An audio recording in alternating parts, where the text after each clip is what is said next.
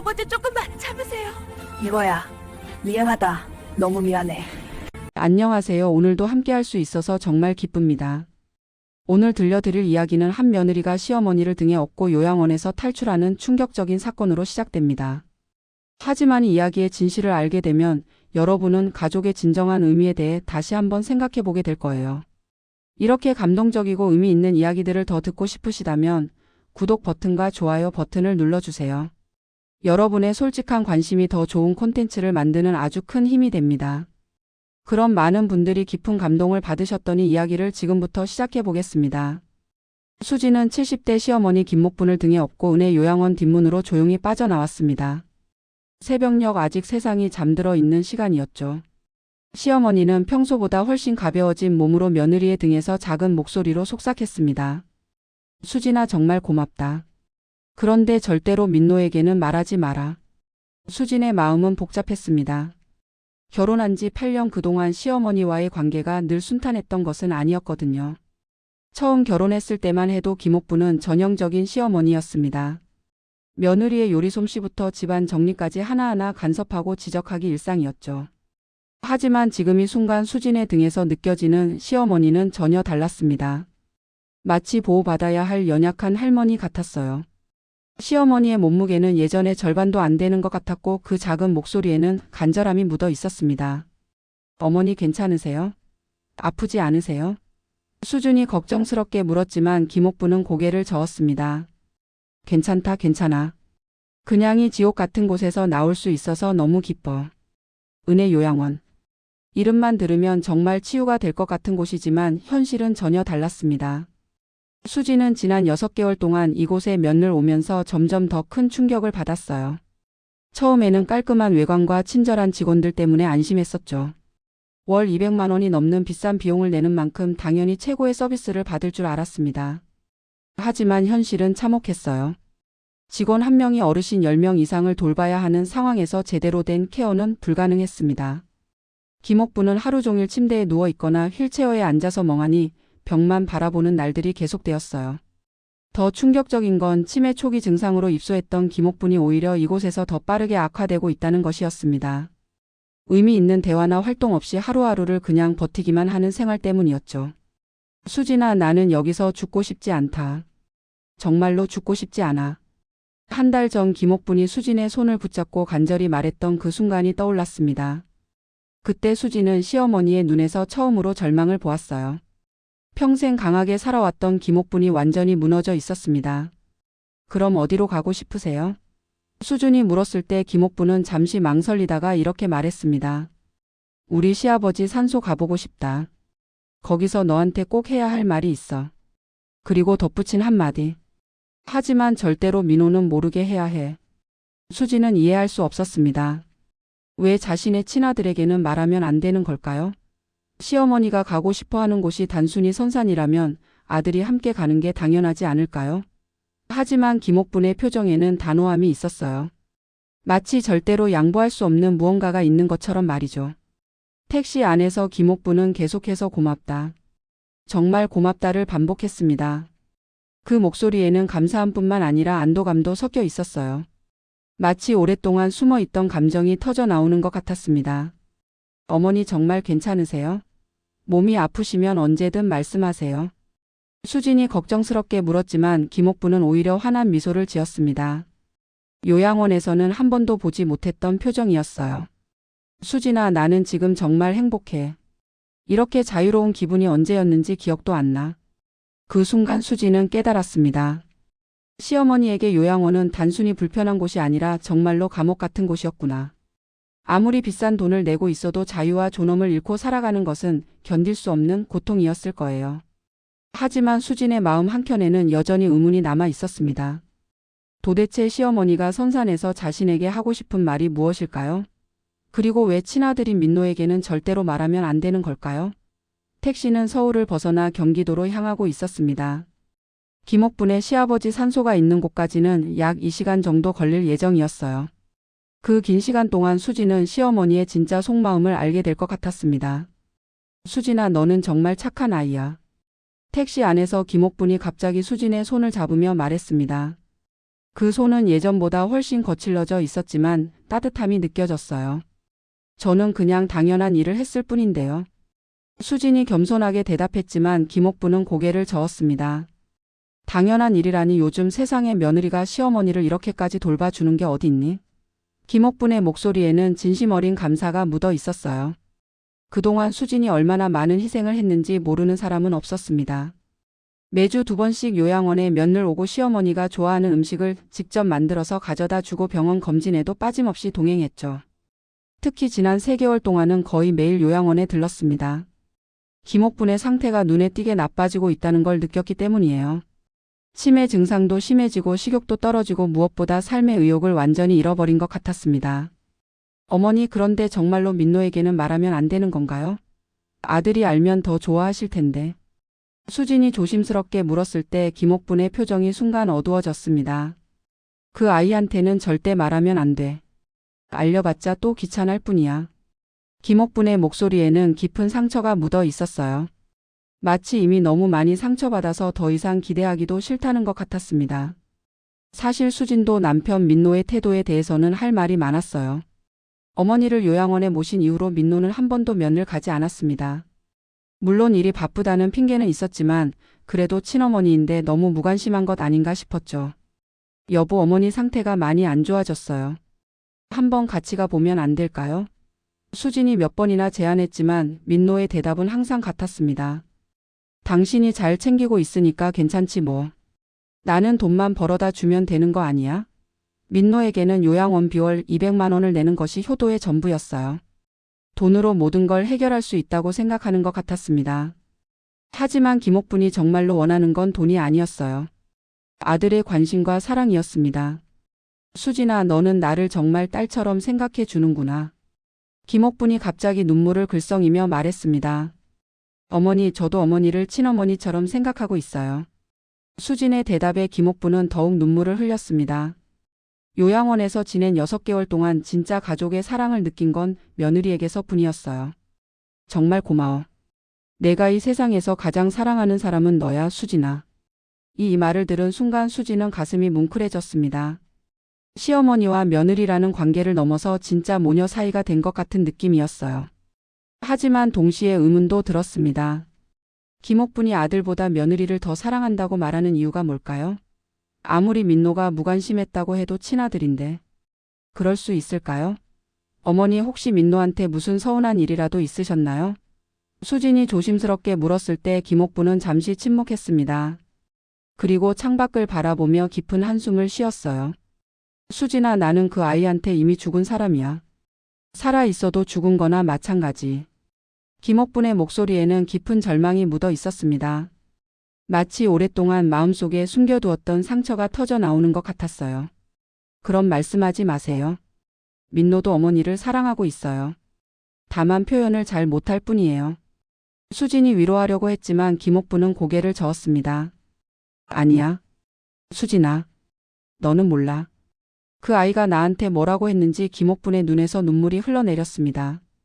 6개월 전 요양원에 들어가게 된 그날의 기억이 생생했어요. 아들이 자신에게 했던 말들이 아직도 마음에 깊은 상처로 남아 있었습니다.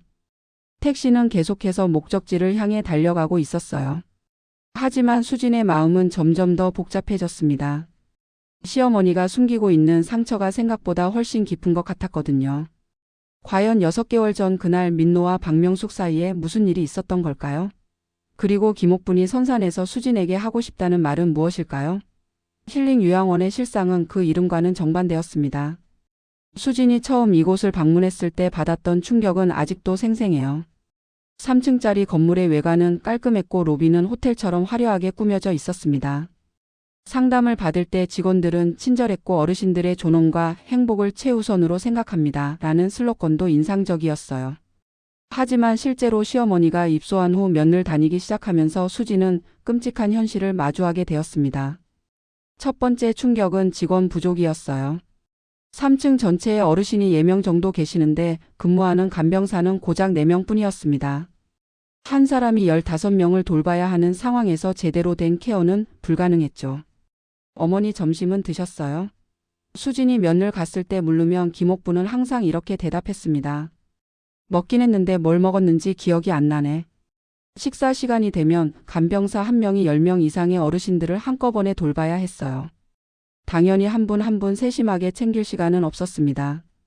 김목분처럼 거동이 불편한 어르신들은 제 식사를 못하는 경우가 많았죠. 더 충격적인 건 위생 상태였습니다. 수진이 어느 날 예고 없이 면을 갔을 때 김옥분의 옷이 며칠째 같은 것이었어요. 게다가 씻지 못해서 냄새까지 났습니다. 어머니 목욕은 언제 하셨어요? 글쎄 언제였지? 일주일 전인가? 일주일에 한 목욕하는 것도 제대로 이루어지지 않고 있었어요. 간병사들이 너무 바빠서 개인 위생 관리까지 신경 쓸 여유가 없었던 겁니다. 가장 마음 아픈 건 어르신들의 표정이었어요. 대부분이 무기력하게 앉아서 하루 종일 천장만 바라보고 있었습니다. 의미 있는 활동이나 프로그램은 거의 없었고 단순히 시간을 때우는 것이 전부였죠. 할머님들 오늘은 뭐하고 지내셨어요? 수진이 김옥분의 룸메이트들에게 물어보면 대답은 항상 비슷했습니다. 그냥 있었지 뭐. 치매 예방을 위한 인지 활동도 제대로 이루어지지 않았어요. 한 달에 한두 번 형식적으로 레크리에이션을 하는 것이 전부였습니다. 이런 환경에서 김옥분의 치매 증상이 오히려 빨라지는 것은 당연한 일이었어요. 더욱 화가 났던 건이 모든 상황에 대해 요양원 측이 전혀 문제의식을 느끼지 못한다는 것이었습니다. 원장님, 어머니 상태가 입수할 때보다 많이 나빠진 것 같아요. 수진이 문제를 제기했을 때 원장의 대답은 뻔했습니다. 어르신들이 나이가 드시면 당연히 그럴 수밖에 없어요. 저희도 최선을 다하고 있습니다. 최선을 다한다는 말이 무색할 정도로 현실은 참혹했어요. 5월 200만 원이 넘는 비싼 비용을 받으면서도 어르신들의 존엄성은 전혀 지켜지지 않고 있었습니다. 김옥분은 이런 환경에서 점점 더 무기력해졌어요. 평생 활동적이고 적극적으로 살아왔던 분이 하루 종일 침대에 누워서 멍하니 있는 시간이 늘어갔습니다. 수진아, 나는 여기서 서서히 죽어가고 있어. 한 달 전 김옥분이 수진에게 한 말이었어요. 그 말을 들은 순간 수진은 가슴이 터질 것 같았습니다. 어머니, 그런 말씀하지 마세요. 아니야, 정말이야. 여기는 사람이 살 곳이 아니야. 동물원에 우리 같은 곳이지. 김옥분의 절망적인 표정을 본 순간 수진은 결심했어요. 더 이상 시어머니를 이곳에 두어서는 안 되겠다고. 하지만 문제는 민노였습니다. 남편은 요양원의 현실을 전혀 모르고 있었어요. 아니, 알려고 하지도 않았습니다. 여보, 한번 같이 가봐요. 어머니 상태를 직접 보셔야 해요. 수진이 아무리 말해도 민노의 대답은 항상 같았습니다. 돈 많이 내고 있는데 뭐가 문제야? 당신이 자주 가니까 충분하지. 민노에게는 요양원비를 내는 것이 효도의 전부였어요. 실제로 어머니가 어떤 환경에서 생활하고 있는지는 관심이 없었습니다. 이런 상황에서 김옥분이 아들 모르게 해달라고 부탁한 이유를 수진은 어렴풋이 알 것 같았어요. 아들에게 자신의 고통을 말해봤자 귀찮아할 뿐이라는 걸 이미 깨달았던 것 같았습니다. 택시는 계속해서 목적지를 향해 달려가고 있었어요. 수진은 창밖을 바라보며 생각했습니다. 과연 시어머니가 선산에서 자신에게 하고 싶은 말이 무엇일까요? 서울 강남구 테헤란에 위치한 다운테크 32층 민노는 오늘도 컴퓨터 모니터 3개 앞에서 바쁘게 일하고 있었습니다. 팀장으로 승진한 지 2년 연봉 8천만 원을 받는 대기업 직장인이었어요. 민노의 책상 한쪽에는 가족 사진이 놓여 있었습니다. 작년 추석에 찍은 사진으로 어머니 박명숙, 아내 윤지혜, 그리고 자신이 함께 웃고 있는 모습이었죠. 하지만 민노는 그 사진을 본 지가 언제인지 기억도 나지 않았어요. 민노야, 오늘도 야근이야? 동료 과장이 퇴근하면서 물었지만 민노는 고개도 들지 않고 대답했습니다. 네, 다음 주 프레젠테이션 준비 때문에 늦을 것 같아요. 사실 민노에게는 일이 전부였어요. 회사에서의 성공과 승진이 인생의 가장 중요한 목표였습니다. 어머니의 요양원비를 포함해서 가족의 생계를 책임져야 한다는 부담감도 있었죠. 하지만 정작 가족과의 시간은 거의 없었어요. 주말에도 골프나 회사 동료들과의 모임으로 바빴고 평소에는 밤 11시가 넘어서야 집에 들어갔습니다. 그 시간 수지는 집에서 혼자 시어머니 걱정을 하고 있었어요. 오늘도 요양원에서 받은 연락 때문에 마음이 무거웠습니다. 어머님이 식사를 잘 안 드시네요. 가족분이 좀 더 자주 오셔서 챙겨주시면 좋겠어요. 요양원 직원의 말에 수지는 한숨이 나왔어요. 자주 온다고 해서 해결될 문제가 아니라는 걸 알고 있었지만 그래도 시어머니를 위해서는 최선을 다해야 했습니다. 수지는 직장마이였어요. 디자인 회사에서 근무하면서 연봉 4천만 원을 받고 있었지만 시어머니 일 때문에 조퇴하거나 휴가를 내는 일이 잦아졌습니다. 당연히 회사에서의 평가도 좋지 않았죠. 윤지혜 씨 요즘 집중력이 떨어지는 것 같아요. 개인적인 일 때문에 업무에 소홀하면 안 되죠. 팀장의 지적에 수지는 죄송하다고 고개를 숙일 수밖에 없었어요. 하지만 시어머니를 누가 돌봐야 할까요? 민노는 전혀 관심이 없고 결국 며느리인 자신이 모든 걸 감당해야 했습니다. 여보 어머니 병원 검진 결과 나왔어요. 어느 날 저녁 수준이 늦게 들어온 민노에게 말했습니다. 응. 뭐라고 했어? 민노는 스마트폰을 보면서 대충 대답했어요. 치매 증상이 더 진행됐다고 해요.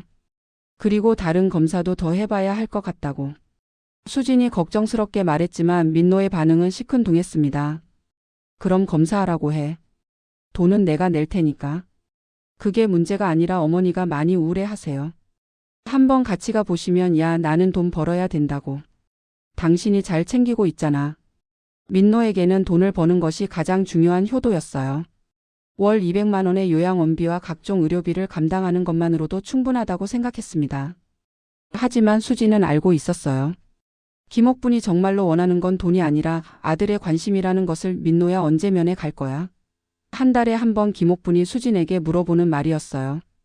처음에는 바빠서 못 간다고 전해드렸지만 시간이 지날수록 거짓말하기가 힘들어졌습니다.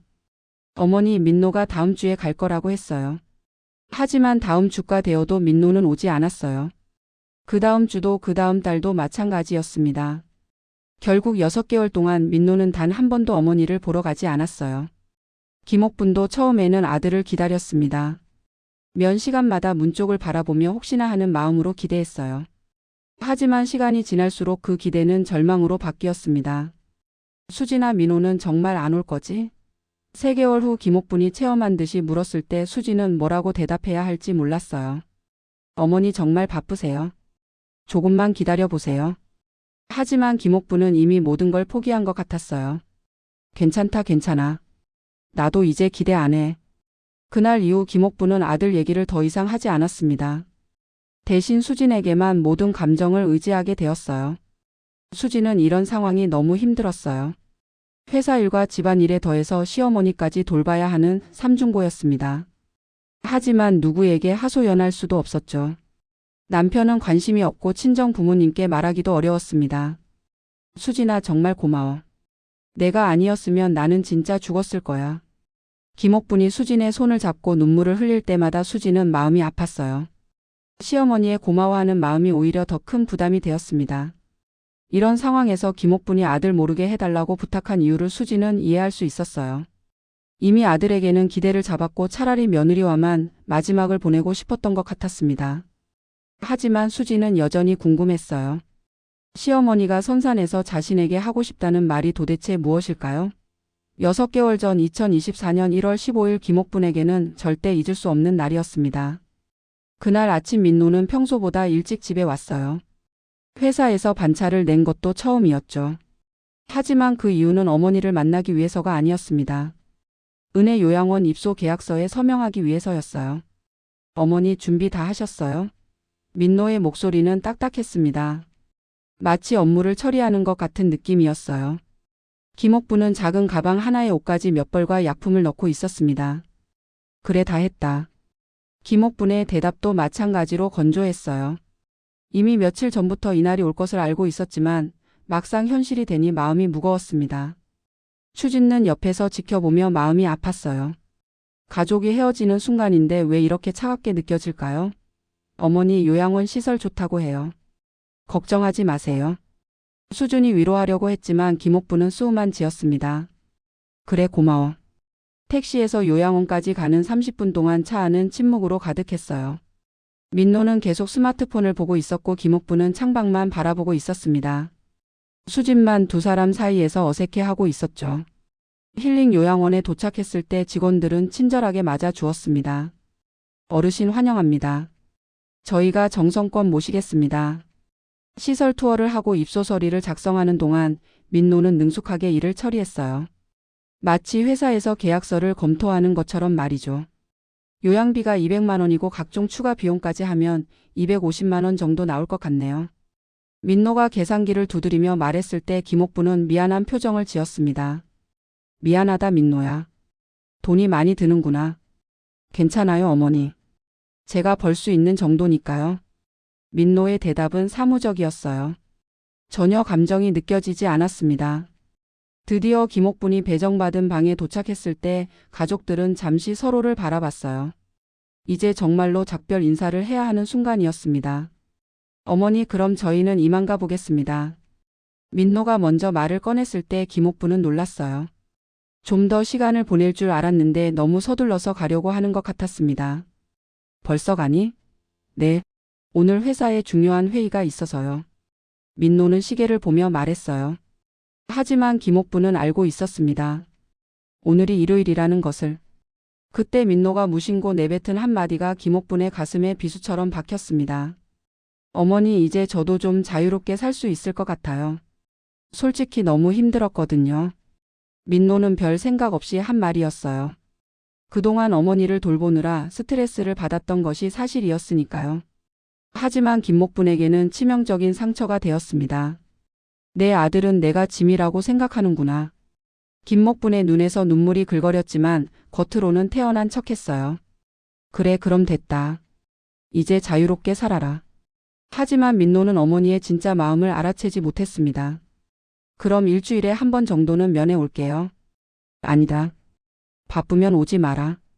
수준이가 가끔 오면 충분해. 김옥분이 차갑게 대답했을 때 민노는 오히려 안도의 표정을 지었어요. 그럼 정말 편하네요. 수진이가 어머니를 잘 챙길 테니까 걱정 없겠어요. 민노에게는 아내가 시어머니를 돌보는 것이 당연한 일이었어요. 자신은 돈만 벌어다 주면 되는 거라고 생각했습니다. 수진아 어머니 잘 부탁해. 민노가 아내에게 말했을 때 수진은 복잡한 표정을 지었어요. 남편이 너무 무책임한 것 같았지만 그렇다고 뭐라고 말할 수도 없었습니다. 네, 제가 잘 모실게요. 김옥부는 그 순간을 기억했어요. 아들은 자신에게 관심이 없고 며느리만이 진짜 가족 같다는 것을 깨달았습니다. 민노와 수진이 떠난 후 김옥부는 홀로 방에 앉아서 눈물을 흘렸어요. 70년 넘게 살아오면서 이렇게 버림받는 기분을 느낀 건 처음이었습니다. 내 아들은 내가 죽어도 오히려 편할 거야. 그날부터 김옥분의 마음속에는 깊은 상처가 자리 잡았어요. 아들에 대한 기대를 완전히 접고 며느리에게만 마음을 의지하게 되었습니다. 6개월이 지난 지금 택시 안에서 그때의 기억을 떠올리는 김목분의 표정은 여전히 아팠어요. 아들의 무심한 한마디가 얼마나 큰 상처를 주었는지 민노는 아직도 모르고 있었습니다. 수진아, 그때 민노가 뭐라고 했는지 알지? 김옥분이 갑자기 물었을 때 수진은 고개를 끄덕였어요. 네, 기억해요. 그 말을 듣는 순간 나는 정말 죽고 싶었어. 김옥분의 목소리에는 6개월 전에 상처가 그대로 남아 있었습니다. 요양원 생활이 시작된 첫 김옥분은 매일 아들을 기다렸습니다. 민노가 언제 올까? 하루에도 몇 번씩 간병사에게 물어봤어요. 처음에는 바쁘실 텐데 좀 기다리세요라고 대답해 주던 간병사들도 시간이 지나면서 점점 말을 아꼈습니다. 일주일이 지나고 2주일이 지나도 민호는 오지 않았어요. 대신 수진이 일주일에 2번씩 꼬박꼬박 면을 왔습니다. 어머니 민노가 안부 전해 달라고 했어요. 수진의 위로에 김옥부는 억지로 미소를 지었지만 마음속으로는 진실을 알고 있었어요. 아들이 정말로 바빠서 못 오는 게 아니라 관심이 없어서 안 오는 거라는 것을. 한 달이 지났을 때 김옥부는 완전히 체념했습니다. 수진아, 민호 얘기는 이제 안 해줘도 돼. 어머니 괜찮다. 나도 이제 기대 안 해. 김옥분의 목소리에는 깊은 절망이 묻어 있었어요. 평생 키우고 사랑했던 아들이 자신을 이렇게 외면할 줄은 몰랐습니다. 더 참혹한 건 요양원의 현실이었어요. 처음 일주일은 새로운 환경에 적응하려고 노력했지만 시간이 지날수록 이곳이 얼마나 절망적인 곳인지 깨달았습니다. 마침 육시 기계적인 기상 간병사가 방을 돌면서 일어나세요라고 외치면 어르신들은 무기력하게 몸을 일으켰어요. 개인의 컨디션이나 상태는 전혀 고려되지 않았습니다. 아침 식사는 7시에 시작되지만 실제로는 8시가 넘어서야 끝났어요. 간병사 한 명이 10명 이상을 돌봐야 하니까 기다리는 시간이 더 길었습니다. 김옥분처럼 거동이 불편한 어르신들은 마지막에 먹는 경우가 많았죠. 할머님 빨리 드세요. 다른 분들도 기다리고 계세요. 간병사의 재촉에 김옥부는 제대로 씹지도 못하고 급하게 식사를 해야 했어요. 평생 천천히 음미하며 식사하던 습관이 하루아침에 바뀌었습니다. 낮 시간에는 할 일이 없었어요. TV 앞에 앉아서 하루 종일 무의미한 프로그램을 보거나 침대에 누워서 천장만 바라보는 것이 전부였습니다. 책을 읽거나 산책을 하고 싶어도 직원들이 관리하기 어렵다는 이유로 제한이 많았어요. 가장 힘든 건 밤이었습니다. 룸메이트는 중증 치매 환자였는데 밤새 중얼거리거나 소리를 지르는 경우가 많았어요. 김옥부는 잠을 제대로 잘 수 없었습니다. 간병사님, 좀 조용히 해달라고 해주세요. 할머님, 치매 환자는 어쩔 수 없어요. 참으셔야 해요. 참으라는 말만 돌아왔어요. 김옥부는 매일 밤 잠들지 못하고 새벽까지 뒤척였습니다. 2개월이 지나자 김옥부의 몸과 마음이 급속히 무너지기 시작했어요. 식욕이 떨어지고 무기력증이 심해졌습니다. 평생 꼼꼼히 챙겨 입던 옷차림도 신경 쓰지 않게 되었어요. 어머니 많이 야위셨네요. 3개월 만에 면회 온 수진이 놀라며 말했을 때 김옥부는 거울을 본 지 오래되었다는 걸 깨달았습니다. 그런가? 잘 모르겠네. 김옥부는 자신의 변화에도 무관심해져 있었어요. 삶에 대한 의욕을 완전히 잃어버린 상태였습니다. 4개월째 김옥부는 결심했습니다. 이곳에서 죽고 싶지 않다.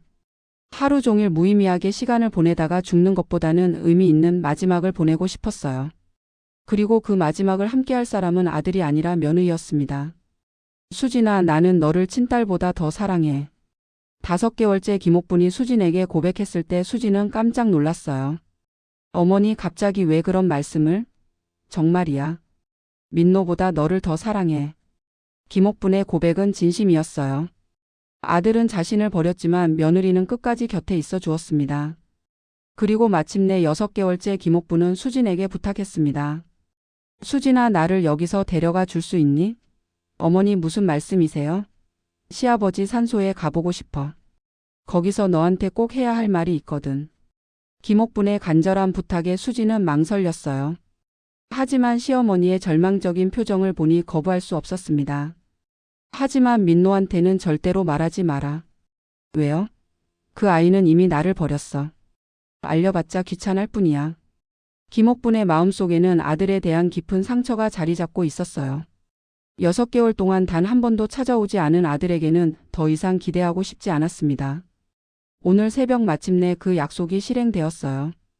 수진이 김옥분을 등에 업고 요양원을 나오는 순간 김옥분은 6개월 만에 처음으로 자유로움을 느꼈습니다. 하지만 김옥분이 선산에서 수진에게 하고 싶다는 말은 무엇일까요? 그리고 그 말이 왜 그렇게 중요한 걸까요? 경기도 남양주시 깊숙한 산속 김옥분의 시아버지 산소가 있는 곳에 도착했을 때는 오후 2시였습니다. 산 중턱에 자리한 묘지는 조용하고 평화로웠어요. 어머니, 도착했어요. 수진이 김옥분을 부축해서 택시에서 내렸을 때 김옥분의 표정이 확연히 달라졌습니다. 요양원에서 보던 무기력한 모습이 아니라 뭔가 확고한 의지가 느껴졌어요. 고마워, 수진아. 정말 고마워. 김옥부는 수진의 손을 꼭 잡고 눈물을 흘렸습니다. 6개월 만에 이곳에 올 수 있다는 것만으로도 벅찬 감정이었어요. 산소는 전통적인 봉분 형태로 잘 관리되어 있었습니다. 수준이 미리 성묘 준비를 해왔기 때문에 꽃과 제수도 준비되어 있었죠. 아버님, 며느리 김옥분이 왔습니다. 김옥분이 정중히 절을 올리며 인사했을 때 수진은 옆에서 지켜보며 마음이 뭉클해졌어요. 시어머니의 진심 어린 모습을 보니 오늘 이 자리가 얼마나 중요한지 알 것 같았습니다. 수진아, 여기 앉아라. 김옥분이 무덤 앞 돌계단에 앉으며 수진을 불렀어요. 수진도 조심스럽게 옆에 앉았습니다. 어머니, 하고 싶으신 말씀이 뭐예요? 수진이 궁금해하며 물었을 때 김옥분은 잠시 망설이다가 입을 열었습니다. 수진아, 사실 나는 많이 아파. 어머니, 어디가 아프세요? 병원에 가야 하는 거 아니에요? 수진이 놀라며 일어서려고 했지만 김옥분이 손을 잡고 말렸어요. 아니야. 그런 아픈 게 아니라 정말 많이 아파. 김옥분의 목소리가 떨렸습니다. 그리고 가방에서 조심스럽게 봉투 하나를 꺼냈어요. 이거 병원에서 받은 건데. 봉투 안에는 병원 진단서가 들어 있었습니다. 수진이 그것을 받아서 읽는 순간 얼굴이 하얗게 질렸어요. 어머니, 이게 뭐예요? 진단서에는 췌장암 말기라는 문구가 선명하게 적혀 있었습니다. 그리고 생존 기간 3마 6개월이라는 의사의 소견도 함께 적혀 있었죠. 수진아, 나는 이제 얼마 못 살아. 김옥분의 고백에 수진은 머리가 하얘졌어요. 왜 시어머니가 갑자기 이렇게 야위었는지, 왜 식욕이 없어 했는지 모든 게 이해되었습니다. 어머니 언제부터 알고 계셨어요? 한 달 전에 확진 받았어. 요양원에서 건강검진 받을 때 발견됐지. 김옥분의 설명에 수진은 더욱 충격을 받았어요. 한 달 동안 혼자서 이 무거운 비밀을 감당하고 있었다는 뜻이었습니다. 그럼 왜 민노한테는 말하지 않으셨어요? 수진의 질문에 김옥분은 수음을 지었습니다. 그 아이한테 말하면 뭐 하겠니? 어차피 나는 이미 그 아이에게 죽은 사람이야. 그럼 말씀하지 마세요. 아니야. 정말이야. 6개월 동안 단 한 번도 안 왔잖아. 내가 죽어도 오히려 편할 거야. 김옥분의 말에는 깊은 상처가 배어 있었어요. 6개월 전 요양원에 들어가던 날 아들이 이제 자유롭게 살 수 있을 것 같다고 했던 말이 아직도 마음에 박혀 있었습니다. 어머니. 민노도 분명히 어머니를 사랑해요. 다만 표현을 못할 뿐이에요. 수진이 위로하려고 했지만 김옥분은 고개를 저었습니다. 수진아, 너는 몰라. 사랑이 있으면 시간을 내는 거야. 6개월 동안 한 번도 못 올 정도로 바쁜 사람은 없어. 김옥분의 말이 맞았어요. 아무리 바빠도 친어머니가 요양원에 있다면 한 번 정도는 볼 수 있었을 텐데요. 그래서 나는 결심했어. 내 마지막은 민노가 아니라 너와 함께 보내고 싶다고. 김옥분의 고백에 수진은 눈물이 났어요. 시어머니가 자신을 얼마나 사랑하고 신뢰하는지 느낄 수 있었습니다. 어머니, 수진아, 나는 정말로 너를 딸처럼 생각해. 아니, 민노보다 더 사랑해. 김옥분이 수진의 손을 꼭 잡으며 말했을 때 수진은 마음이 터질 것 같았어요. 나한테는 너만이 진짜 가족이야. 그래서 내 마지막 소원을 너와 함께 이루고 싶었어. 마지막 소원이요? 응. 나는 여기 이산소 옆에 묻히고 싶어. 시아버지 옆에서 영원히 쉬고 싶거든. 김옥분의 소원은 단순했어요. 요양원에서 외롭게 죽는 것이 아니라 가족들이 잠든 이곳에서 평안히 영면하고 싶었습니다. 그리고 내가 죽기 전까지 이곳에서 너와 함께 시간을 보내고 싶어. 김옥분의 바람에 수진은 더 이상 참을 수 없어서 울음을 터뜨렸어요. 어머니, 저도 어머니를 진짜 어머니처럼 생각해요. 두 사람은 서로를 껴안고 울었습니다. 혈연을 넘어선 진정한 가족애가 느껴지는 순간이었어요. 수진아, 그런데 이것만은 꼭 지켜. 민호한테는 절대로 말하지 마. 하지만 어머니, 그래도 아들인데. 아니야. 그 아이는 나보다 일이 더 중요해. 알려봤자 병원에 입원시키고 형식적으로 마지막을 보낼 거야. 나는 그런 마지막은 원하지 않아. 김옥분의 의지는 확고했어요. 아들에게는 이미 기대를 잡았고 며느리와만 평안한 마지막을 보내고 싶었습니다. 그때 수진은 깨달았어요. 오늘이 자리가 단순한 성묘가 아니라 시어머니의 마지막 소원을 들어주는 시간이라는 것을. 산소 앞에서 김옥분과 수진은 오랫동안 이야기를 나누었습니다. 평생 쌓아온 감정들이 터져 나오는 시간이었어요. 수진아, 너랑 처음 만났을 때 기억나니? 김옥분이 옛 기억을 떠올리며 말했습니다. 네, 기억해요. 어머니가 많이 까다로우셨죠? 수진이 웃으며 대답했을 때 김옥분도 미소를 지었어요. 그때는 내가 정말 못됐지. 며느리라고 무시하고 이것저것 시키고. 8년 전 수진이 처음 시댁에 왔을 때를 생각하면 지금과는 완전히 다른 관계였어요. 김옥분은 전형적인 까다로운 시어머니였고 수진은 눈치 보며 살아야 하는 며느리였습니다. 김치는 왜 이렇게 짜게 담갔어? 우리 집 김치는 원래 이런 맛이 아닌데. 바닥 청소할 때 구석구석 안 닦였네. 다시 해. 아들 밥상은 꼭 12시에 차려야 해. 늦으면 안 돼. 초기 몇 년간 김옥분의 간섭과 지적은 끝이 없었어요. 수진은 스트레스를 받으면서도 참고 견습니다. 좋은 며느리가 되어야 한다는 마음 때문이었죠. 하지만 시간이 지나면서 두 사람의 관계는 조금씩 변화했어요. 특히 김옥분이 치매 초기 증상을 보이기 시작하면서 수진의 돌봄이 절실해졌습니다. 수진아, 내가 요리하다가 가스레인지 끄는 걸 깜빡했네. 어머니, 괜찮아요. 제가 확인할게요. 미안해. 자꾸 깜빡깜빡해서 괜찮다고 했잖아요. 누구나 그럴 수 있어요. 수진의 따뜻한 돌봄을 받으면서 김옥분은 며느리에 대한 생각이 완전히 바뀌었어요. 이 사람이 진짜 가족이라는 걸 깨달았습니다. 수진아, 그때 내가 너한테 정말 미안했어. 산소 앞에서 김옥분이 진심으로 사과했을 때 수진은 고개를 저었어요. 어머니, 그런 얘기 하지 마세요. 저도 처음에는 서툴렀어요. 아니야, 정말 미안해. 너는 나보다 훨씬 좋은 사람이야. 김옥분의 눈에서 또 눈물이 흘렀습니다. 평생 살면서 이렇게 진심으로 사과해 본 적이 없었어요. 어머니, 저는 어머니한테 정말 많이 배웠어요. 강하게 살아가는 법도 배우고 가족을 사랑하는 법도 배웠어요. 수진의 말에 김옥분은 고개를 저었습니다. 무슨 소리야? 나는 너한테 아무것도 가르쳐 준 게 없어. 아니에요. 어머니는 저에게 많은 걸 가르쳐 주셨어요. 특히 진짜 가족이 뭔지 알게 해주셨어요. 수진의 고백에 김옥분은 더욱 눈물을 흘렸어요. 수진아, 나는 정말로 너를 친딸보다 더 사랑해. 이건 거짓말이 아니야. 저도 어머니를 친어머니보다 더 사랑해요. 두 사람은 서로를 껴안고 또 울었습니다. 이런 진심 어린 대화는 요양원에서는 절대 할 수 없었던 것이었어요. 수진아, 내가 죽고 나면 민노를 잘 부탁해. 어머니, 그런 말씀하지 마세요. 아니야. 해야 할 말이야. 그 아이는 겉으로는 강한 척하지만 속으로는 외로워해. 김옥분은 아들에 대한 걱정도 잊지 않았어요. 아무리 서운해도 결국은 자신이 낳고 키운 아들이었습니다. 민호는 사랑 표현을 못하는 아이야. 어릴 때부터 그랬어. 마음은 착한데 말로 하는 걸 어려워해. 김옥분의 설명에 수진은 남편을 이해할 수 있을 것 같았어요. 그래서 내가 더 많이 이해해 줘야 해. 내가 죽고 나면 그 아이한테는 너밖에 없을 거야.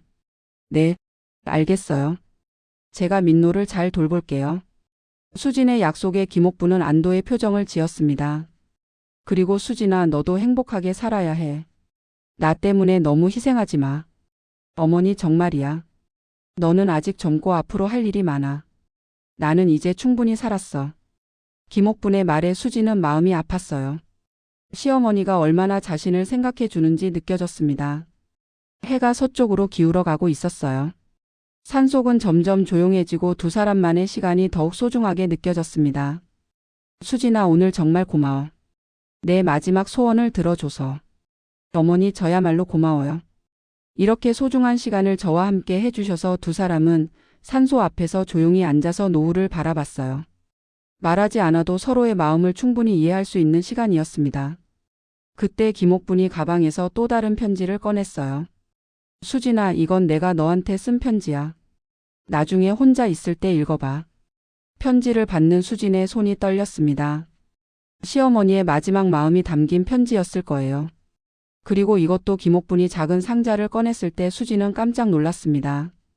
어머니, 이게 뭐예요? 내 어머니가 나한테 주신 반지야. 이제 너한테 주고 싶어. 상자 안에는 작지만 아름다운 금반지가 들어 있었어요. 세대를 거쳐 내려온 가족의 유산이었습니다.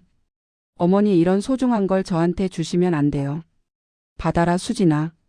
너는 이제 우리 가족의 진짜 만면이야. 김옥분이 직접 수진의 손가락에 반지를 끼워주는 순간 두 사람은 또 눈물을 흘렸습니다. 진정한 가족이 된 순간이었어요. 산에서 내려와 신내한 조용한 카페에 앉았을 때 김옥분은 수진에게 더 충격적인 이야기를 털어놓았습니다. 수진아, 사실은 내가 시간이 얼마 안 남았어. 어머니, 그 말씀은 아까 들었어요. 췌장암이라고. 아니야. 그것보다 더 심각해. 김옥분이 가방에서 또 다른 진단서를 꺼낼 때 수진의 심장이 빨라졌어요. 의사 선생님이 이번 주 안에 입원하라고 했어. 새로 꺼낸 진단서에는 급속 진행, 즉시 입원 필요라는 문구가 적혀 있었습니다. 그리고 생존 기간 2마 4주라는 절망적인 예우도 함께였어요. 어머니, 이게 무슨 말씀이세요? 수진의 목소리가 떨렸습니다. 아까 전까지만 해도 3-6개월이라고 했는데 갑자기 2-4주라니 믿을 수 없었어요. 지난주에 다시 검사를 받았더니 암이 다른 장기로 빠르게 전이됐다고 하더라고. 김옥분의 설명에 수진은 머리가 하얘졌어요. 그동안 시어머니가 얼마나 큰 고통을 혼자 견뎌왔는지 생각하니 마음이 찢어질 것 같았습니다. 그래서 오늘 꼭 나오고 싶었어. 마지막일 수도 있으니까. 김옥분의 고백에 수진은 더 이상 참을 수 없어서 울음을 터뜨렸어요. 어머니, 왜 이런 중요한 걸 혼자 감당하셨어요? 저라도 미리 알았으면 수진아, 너한테 부담 주기 싫었어. 너도 직장 다니고 집안이라고 이미 너무 힘들잖아. 김옥분은 마지막 순간까지도 며느리를 배려하고 있었어요. 그런 게 부담이 아니에요. 어머니는 제 어머니인데요. 수진의 진심 어린 말에 김옥부는 또 눈물을 흘렸습니다. 고마워 수진아. 정말 고마워. 그때 김옥분이 또 다른 충격적인 이야기를 꺼냈어요. 수진아, 그런데 민호한테는 정말로 말하면 안 돼. 어머니 그래도 아들인데 마지막이라고 하시니까 더욱 알려드려야 하는 거 아니에요? 수준이 간절히 말했지만 김옥부는 고개를 저었습니다. 아니야. 절대 안 돼. 왜요? 왜 그렇게 민호를 피하시려고 하세요? 수진의 질문에 김옥부는 잠시 망설이다가 더욱 놀라운 이야기를 털어놓았어요. 수진아, 사실은 민호가 벌써 알고 있어. 네? 뭐라고요? 수진이 깜짝 놀라며 되물었을 때 김옥분의 표정이 더욱 어두워졌습니다. 내가 암 진단을 받은 거 민호가 이미 알고 있어. 이번에는 수준이 충격을 받을 차례였어요. 그게 무슨 말씀이세요? 한 달 전에 병원에서 연락이 갔거든. 보호자 연락처로 김옥분의 설명에 수진은 더욱 혼란스러워졌어요. 그럼 민호가 어머니 병을 알고 있는데도 안 온 거예요? 그래. 그 아이는 알고도 안 왔어. 김옥분의 목소리에는 깊은 절망이 묻어 있었어요. 한 달 전에 병원에서 전화가 왔을 때 간호사가 민호한테 직접 설명해 줬어. 어머님이 췌장암 말기고 시간이 얼마 안 남았다고. 수진은 믿을 수 없었어요. 남편이 그런 중요한 사실을 알고도 자신에게 말하지 않았다니. 그런데 민호가 뭐라고 했는지 아니? 김옥분이 쓰는 음을 지으며 말했습니다. 최선을 다해서 치료해달라. 비용은 제가 부담하겠습니다. 그런데 저는 너무 바빠서 직접 갈 수는 없으니까 아내가 대신 갈 겁니다. 김옥분의 말에 수진은 머리가 띵했어요. 남편이 그렇게 냉정할 줄은 몰랐습니다. 어머니 수진아, 이제 알겠지? 그 아이한테는 나보다 일이 더 중요해. 자기 어머니가 죽어간다는데도 바빠서 못 온다고 하는 아들이야. 김옥분의 상처는 생각보다 훨씬 깊었어요. 아들이 자신의 죽음을 알고도 오지 않는다는 것은 정말 견디기 힘든 일이었습니다. 그래서 나는 결심했어. 마지막을 그런 아들과 보내고 싶지 않다고. 김옥분의 마음을 이해할 수 있었어요. 하지만 수진은 여전히 남편을 이해할 수 없었습니다. 어머니, 민호가 정말 그랬나요? 저한테는 아무 말도 안 했는데 그 아이는 너한테도 말 안 했구나. 역시 그럴 줄 알았어. 김옥분은 예상했다는 듯이 말했어요. 그 아이는 자기가 나쁜 아들이라는 걸 알고 있어. 그래서 너한테도 말 못하는 거야. 수진은 복잡한 심정이었어요. 남편에 대한 실망감과 동시에 그의 심정도 이해할 수 있을 것 같았습니다. 어머니, 그래도 혹시 민호가 나름대로의 이유가 있을지도 몰라요. 무슨 이유가 있겠니? 그냥 귀찮은 거지. 김옥부는 아들에 대한 기대를 완전히 포기한 상태였어요. 수진아, 그래서 나는 너와만 마지막을 보내고 싶어. 진짜 나를 사랑하는 사람과 함께 말이야. 김옥분의 간절한 부탁에 수진은 더 이상 뭐라고 말할 수 없었어요. 시어머니의 마음을 이해할 수 있었기 때문입니다. 하지만 동시에 남편 민호에 대한 실망감도 컸어요. 어떻게 자기 어머니가 죽어간다는데 이렇게 무관심할 수 있을까? 카페에서 나온 두 사람은 다시 택시를 타고 서울로 향했습니다. 하지만 이번에는 요양원이 아니라 수진의 집으로 가기로 했어요. 어머니, 우리 집에서 며칠 지내시면 안 될까요? 수진의 제안에 김옥부는 망설였어요. 민호가 뭐라고 할까? 제가 설득할게요. 어머니, 마지막 며칠은 가족과 함께 보내셔야 해요. 수진은 결심했어요. 시어머니의 마지막을 혼자 책임지기로 수진의 집에 도착했을 때는 저녁 8시였습니다.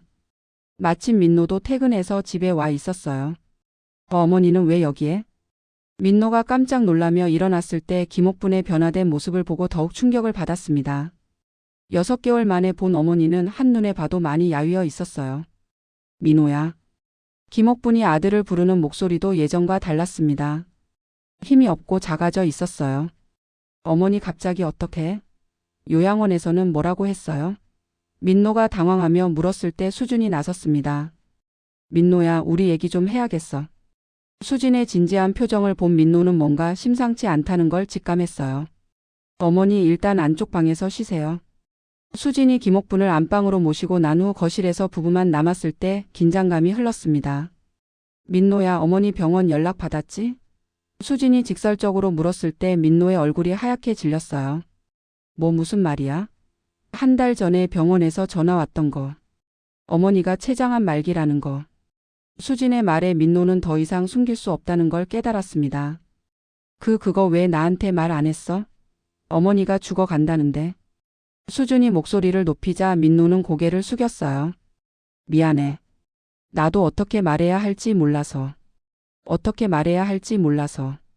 그게 이유야. 수진의 분노에 민노는 변명할 말을 찾지 못했어요. 여보, 어머니가 얼마나 외로웠는지 알아? 6개월 동안 단 한 번도 안 왔잖아. 나도 힘들었어. 어머니 보면 너무 괴롭고 민노의 솔직한 고백에 수진은 더욱 화가 났어요. 힘들어서 자기 어머니인데 힘들어서 안 간다고. 그때 안방에서 김목분의 목소리가 들려왔습니다. 수진아, 괜찮아. 그만해. 김옥분이 문을 열고 나왔을 때 민호는 어머니와 눈을 마주쳤어요. 6개월 만의 만남이었습니다. 민노야. 어머니. 김옥분이 아들에게 다가갔을 때 민노는 어머니의 변화된 모습에 충격을 받았어요. 예전에 건강했던 모습은 온데간데였고 병에 지친 늙은 할머니가 되어 있었습니다. 어머니 많이 아프셨죠? 민노가 떨리는 목소리로 물었을 때 김옥분은 고개를 끄덕였어요. 응, 많이 아팠어. 미안해요. 제가 너무 못된 아들이었어요. 민노의 눈에서 눈물이 흘러내렸습니다. 6개월 동안 억누르고 있던 죄책감이 터져 나왔어요. 어머니, 저는 정말 바빠서 못 간 게 아니에요. 그냥 무서웠어요. 민노의 고백에 김옥분과 수진은 놀랐어요. 무서웠다고. 네. 어머니가 아프신 걸 보는 게 너무 무서웠어요. 어머니가 나이 드신 걸 인정하기 싫었고 언젠가 돌아가실 거라는 걸 받아들이기 싫었어요. 민노는 마침내 자신의 진심을 털어놓았습니다. 그래서 도망쳤어요. 요양원에 모시면 문제가 해결될 줄 알았어요. 하지만 그게 아니었네요. 김옥분은 아들의 마음을 이해할 수 있었어요. 사랑하는 사람을 잃는다는 두려움 때문에 외면했던 것이었습니다. 민노야, 이제라도 늦지 않았어. 김옥분이 아들의 손을 잡았을 때 민노는 더욱 울었어요. 어머니, 정말 죄송해요. 제가 너무 이기적이었어요. 괜찮다, 아들아. 이제 곁에 있어주면 돼. 김옥분의 따뜻한 말에 민노는 어머니를 꼭 깨안았습니다. 6개월 만에 포옹이었어요. 어머니, 저 이제 어떻게 해야 해요? 그냥 곁에 있어줘. 그것만으로도 충분해. 그날 밤부터 민노는 회사를 장기 휴직하고 어머니 곁을 지켰습니다. 수진과 함께 24시간 교대로 김목분을 돌봤어요. 김옥분은 집에서 보내는 마지막 2주가 인생에서 가장 행복한 시간이었다고 말했습니다. 아들과 며느리가 함께 자신을 돌봐주는 모습을 보며 진짜 가족의 의미를 다시 한번 깨달았어요. 수진아, 민노야, 고마워. 정말 고마워. 김목분이 마지막으로 두 사람에게 한 말이었습니다.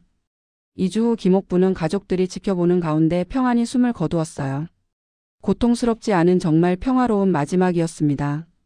장례식 날 민노는 어머니의 영에서 오랫동안 울었습니다. 어머니, 이제야 진짜 효도가 뭔지 알겠어요. 너무 늦었지만 마지막에라도 곁에 있을 수 있어서 다행이에요. 수진도 시어머니를 잃은 슬픔이 컸어요. 혈연을 넘어선 진짜 어머니를 잃은 기분이었습니다. 어머니, 저에게 진짜 가족이 뭔지 가르쳐 주셔서 고마워요.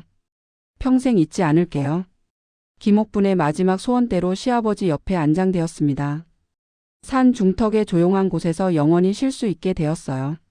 장례 후 민호와 수준의 관계도 더욱 깊어졌습니다. 어머니의 죽음을 통해 가족의 소중함을 깨달았기 때문이에요. 여보, 우리 앞으로는 서로에게 모든 걸 솔직하게 말하자. 그래, 어머니한테 배운 게 있다면 그거야. 진심을 숨기면 안 된다는 것. 두 사람은 김옥분이 남긴 편지를 함께 읽었습니다. 그 편지에는 가족에 대한 사랑과 감사의 마음이 가득 담겨 있었어요. 수진에게 너는 내 인생에서 만난 가장 소중한 사람이야. 내가 있어서 내 마지막이 행복했어. 민노를 잘 부탁해. 그리고 너도 행복하게 살아야 해. 사랑한다. 내 딸아. 민노에게 미안하다, 아들아. 내가 나를 사랑하지 않는다고 오해했어. 이제 알겠다. 너도 나만큼 힘들었다는 것을. 앞으로는 사랑하는 사람들과 더 많은 시간을 보내거라. 그것이 진짜 행복이야. 김옥분의 편지를 읽은 후 민노와 수진은 더욱 울었습니다. 어머니의 마지막 사랑을 느낄 수 있었기 때문이에요. 1년 후 민호와 수지은 매주 김목분의 산소를 찾았습니다. 그곳에서 어머니와 대화하며 서로의 마음도 나누었어요. 어머니, 저희 잘 지내고 있어요. 어머니가 가르쳐 주신 대로 서로 사랑하며 살고 있어요. 민노의 말에 수진도 고개를 끄덕였습니다. 어머니, 감사해요. 진짜 가족이 뭔지 가르쳐 주셔서 바람에 나뭇잎이 살랑거리는 소리가 들렸어요. 마치 김옥분이 대답하는 것 같았습니다. 이 이야기를 통해 우리는 깨달을 수 있습니다. 진정한 가족은 혈연으로만 만들어지는 것이 아니라 서로를 향한 진심 어린 사랑으로 만들어진다는 것은, 그리고 그 사랑은 때로는 며느리와 시어머니 사이에서, 때로는 부모와 자식 사이에서 더욱 깊어질 수 있다는 것을 말이에요. 김옥분과 수진의 이야기는 우리에게 묻습니다. 여러분은 가족과 마지막 시간을 보낸다면 어떤 추억을 만들고 싶으신가요? 그리고 여러분에게는 혈연을 넘어 진정한 가족이라고 느끼는 사람이 있나요?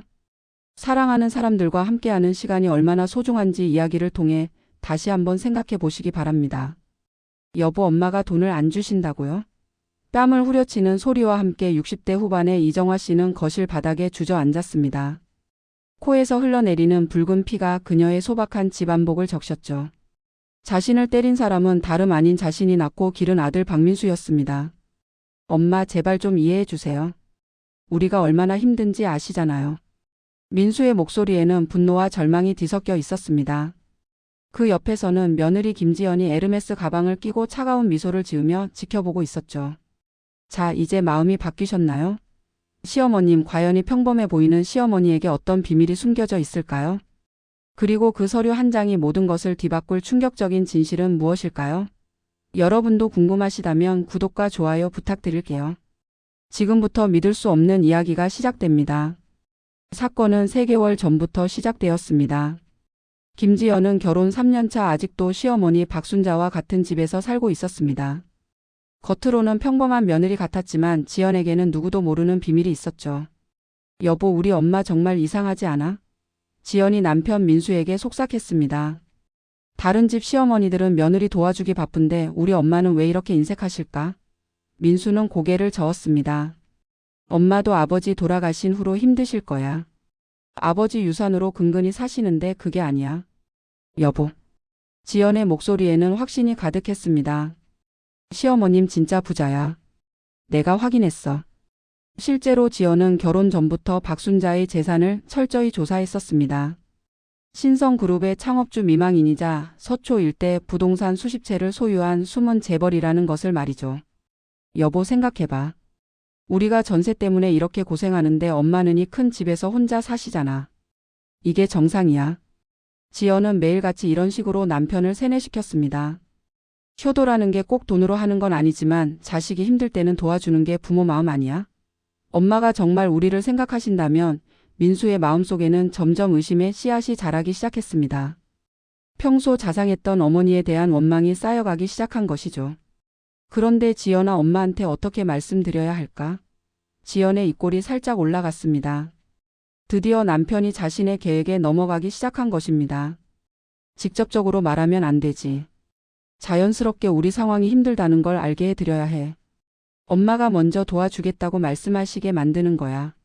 이렇게 지연의 치밀한 계획이 시작되었습니다. 하지만 지연이 모르는 것이 하나 있었죠. 박순자는 이미 며느리의 모든 계획을 알고 있었다는 것을. 다음 주부터 민수는 어머니에게 조금씩 불만을 표현하기 시작했습니다. 엄마, 요즘 물가가 너무 올라서 생활이 힘들어요. 엄마는 이 큰 집에서 편안하게 지내시는데 저희는 좁은 전세에서 힘들게 살고 있어요. 박순자는 이런 아들의 변화를 지켜보며 마음이 아팠지만 참고 기다렸습니다. 아들이 정말로 어디까지 갈지 확인하고 싶었거든요. 2개월 전 지연의 작전은 한 단계 더 발전했습니다. 여보, 이번 기회에 확실하게 해야 할 것 같아. 지연이 민수에게 말했습니다. 엄마한테 솔직하게 말해봐. 우리가 정말 힘들다고. 민수는 망설였습니다. 그래도 엄마한테 직접 돈 달라고 하는 건 돈 달라고 하는 게 아니라 잠깐 빌려 달라고 하는 거야. 나중에 갚으면 되잖아. 지연의 목소리는 달콤했지만 그 속에는 차가운 계산이 숨어 있었습니다. 생각해봐, 여보. 엄마가 정말 우리를 사랑한다면 어떻게 하실까? 자식이 힘들어하는데 모른 척 하실까?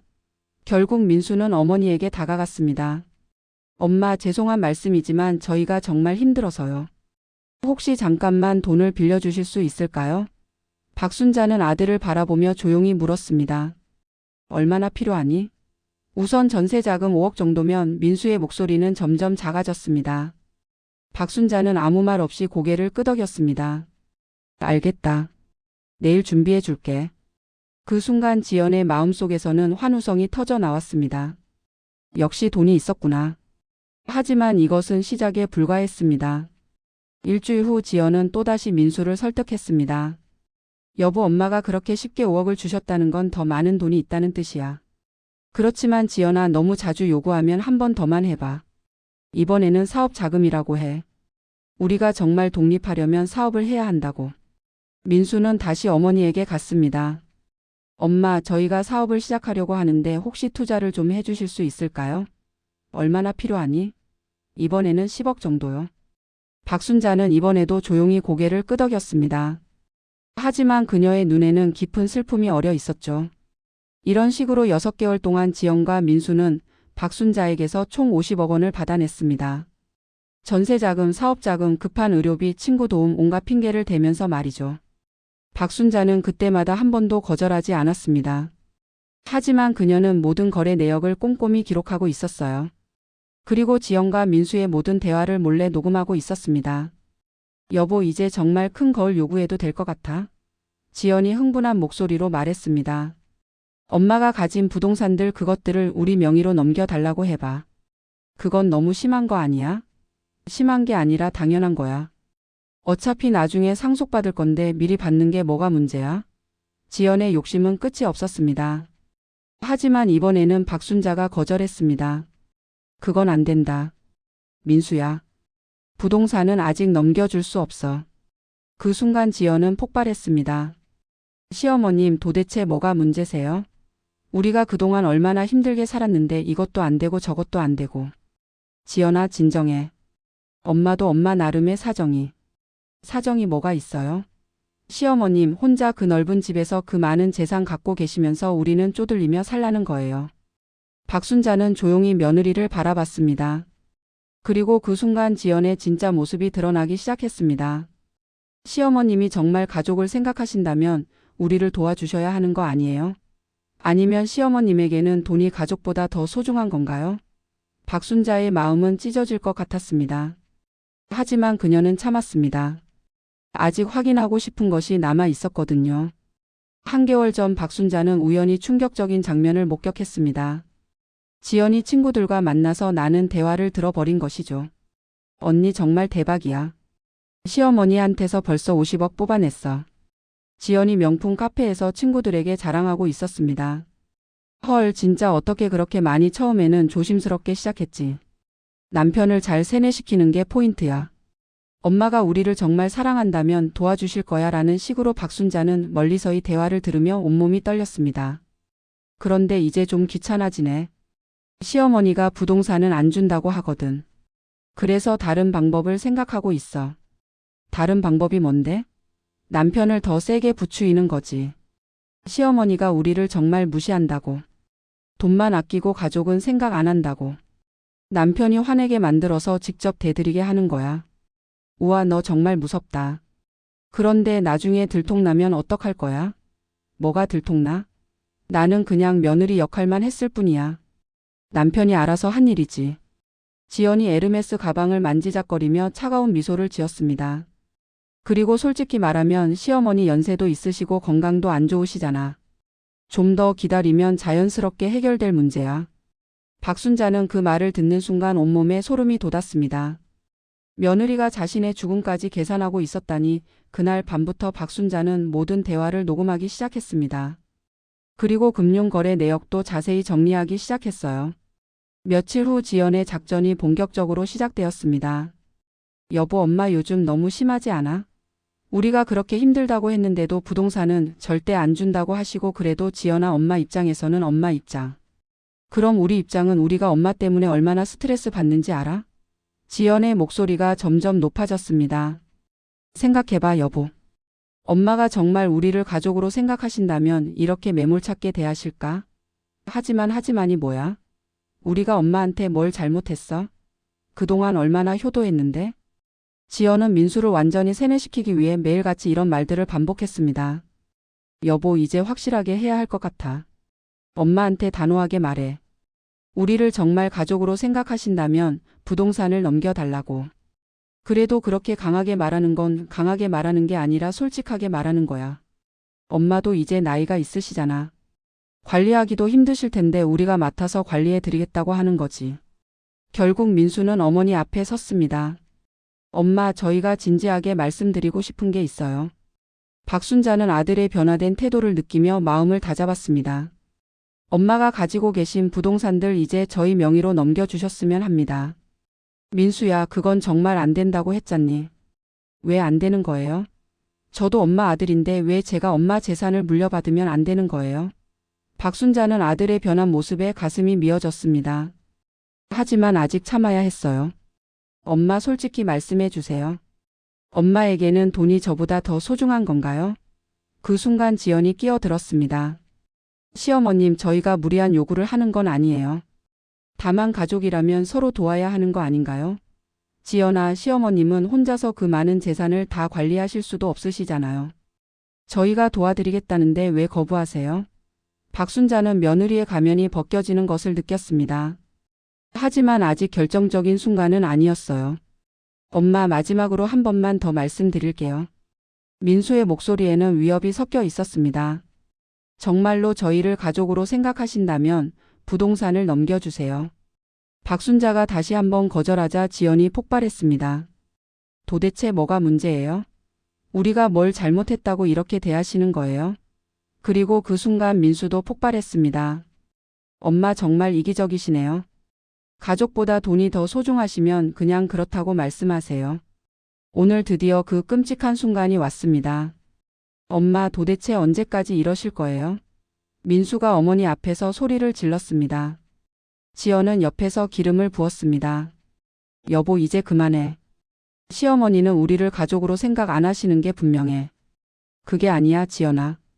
박순자가 설명하려 했지만 지연은 들으려 하지 않았습니다. 아니에요. 시어머님이 정말 우리를 생각하신다면 이렇게 매몰차게 대하지 않으실 거예요. 민수의 분노는 극에 달했습니다. 그동안 아내에게 들었던 모든 말들이 머릿속을 휘젓고 있었어요. 엄마는 정말 이기적이에요. 혼자서 그 많은 돈 갖고 계시면서 저희는 고생하라는 거예요. 민수야, 진정하고 엄마 말 좀 들어봐. 무슨 말을 더 들어요? 지금까지 충분히 들었어요. 민수가 주먹을 불끈 쥐었습니다. 지연이 더욱 부추였습니다. 여보, 시어머님은 우리가 죽든 살든 상관없으셔. 돈만 아끼시면 되는 거야. 엄마, 정말 답답해요. 민수가 어머니 앞으로 다가갔습니다. 도대체 언제까지 재산을 혼자 갖고 계실 거예요? 민수야, 제발. 제발이 뭐예요? 엄마가 아끼는 건 돈이에요. 아들이에요. 그 순간 민수의 이성이 완전히 끊어졌습니다. 엄마, 정말 이기적이시네요. 민수의 손이 어머니의 뺨을 향해 날아갔습니다.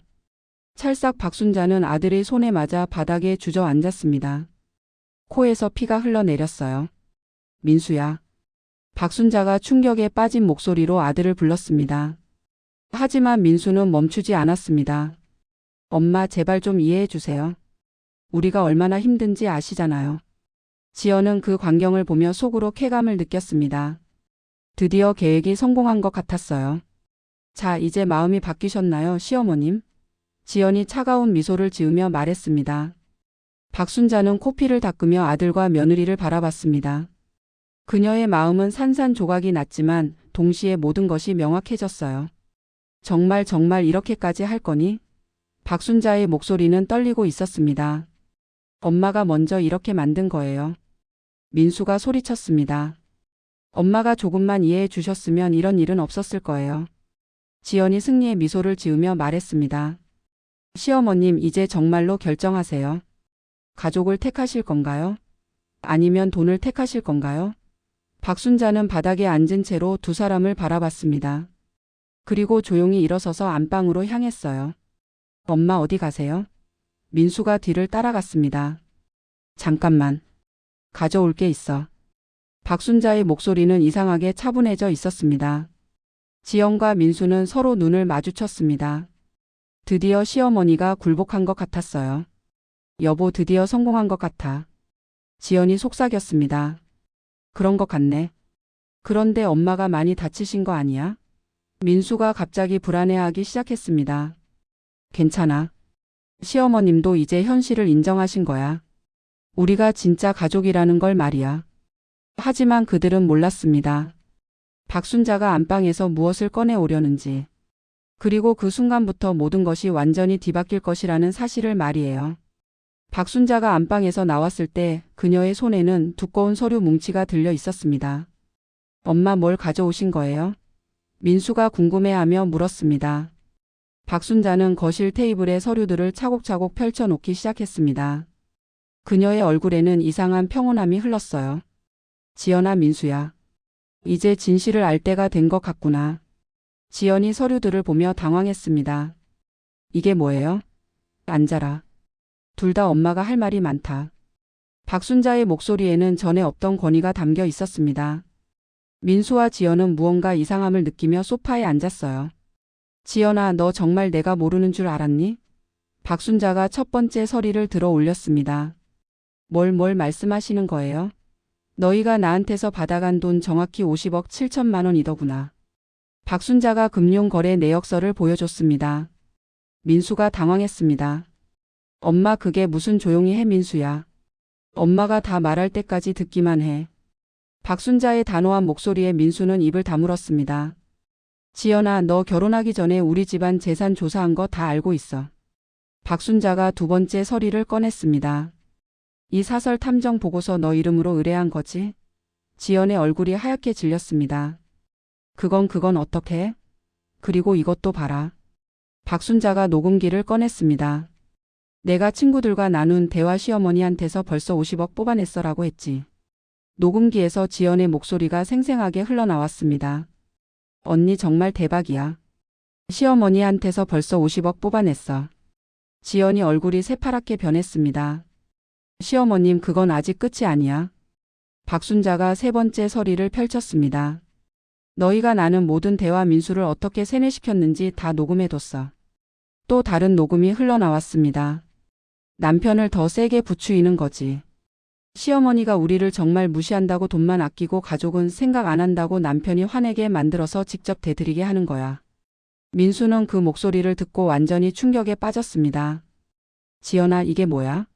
여보, 그건 오해야. 하지만 박순자는 계속해서 증거들을 제시했습니다. 그리고 이건 박순자가 네 번째 서리를 꺼냈습니다. 내 죽음까지 기다리고 있다고 한 녹음이야. 시어머니 연세도 있으시고 건강도 안 좋으시잖아. 좀 더 기다리면 자연스럽게 해결될 문제야. 지연의 차가운 목소리가 녹음기에서 흘러나오자 민수는 완전히 절망에 빠졌습니다. 지연아, 너 정말로. 지연은 이제 변명할 수가 없었습니다. 모든 증거가 너무나 명확했거든요. 시어머님, 지연이 떨리는 목소리로 말했습니다. 아직 끝이 아니야, 지연아. 박순자의 목소리는 더욱 차가워졌습니다. 이제 진짜 중요한 걸 보여줄게. 박순자가 마지막 서리를 꺼냈을 때 그것은 지연과 민수가 상상도 못했던 것이었습니다. 신성그룹 대표이사 이정화 지연이 그 서리를 보고 입을 딱 벌렸습니다. 시어머님이 신성그룹 회장님이세요? 민수도 완전히 멍해졌습니다. 엄마, 이게 뭐예요? 박순자가 조용히 미소를 지었습니다. 그래, 내가 대진그룹 회장이야. 내 아버지와 함께 세운 회사지. 그런데 왜 지금까지 너희가 나를 정말 사랑하는지 확인하고 싶었어. 돈 때문이 아니라 진짜 가족으로서 말이야. 지연은 이제 완전히 패닉 상태에 빠졌습니다. 자신이 그동안 얼마나 큰 실수를 했는지 깨달았거든요. 그런데 지연아, 박순자의 목소리가 더욱 차가워졌습니다. 너는 처음부터 내 돈만 노리고 접근한 거였지? 지연아, 이제 내가 정말 누구인지 다 알려줄게. 박순자가 또 다른 서류 뭉치를 꺼냈습니다.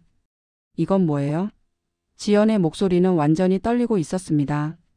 내 과거 조사 결과야. 너 이번이 첫 번째 결혼이 아니지? 민수가 깜짝 놀랐습니다. 뭐라고요? 최은주 씨는 이미 2번의 결혼을 했어. 그리고 2번 다 같은 방법을 썼지.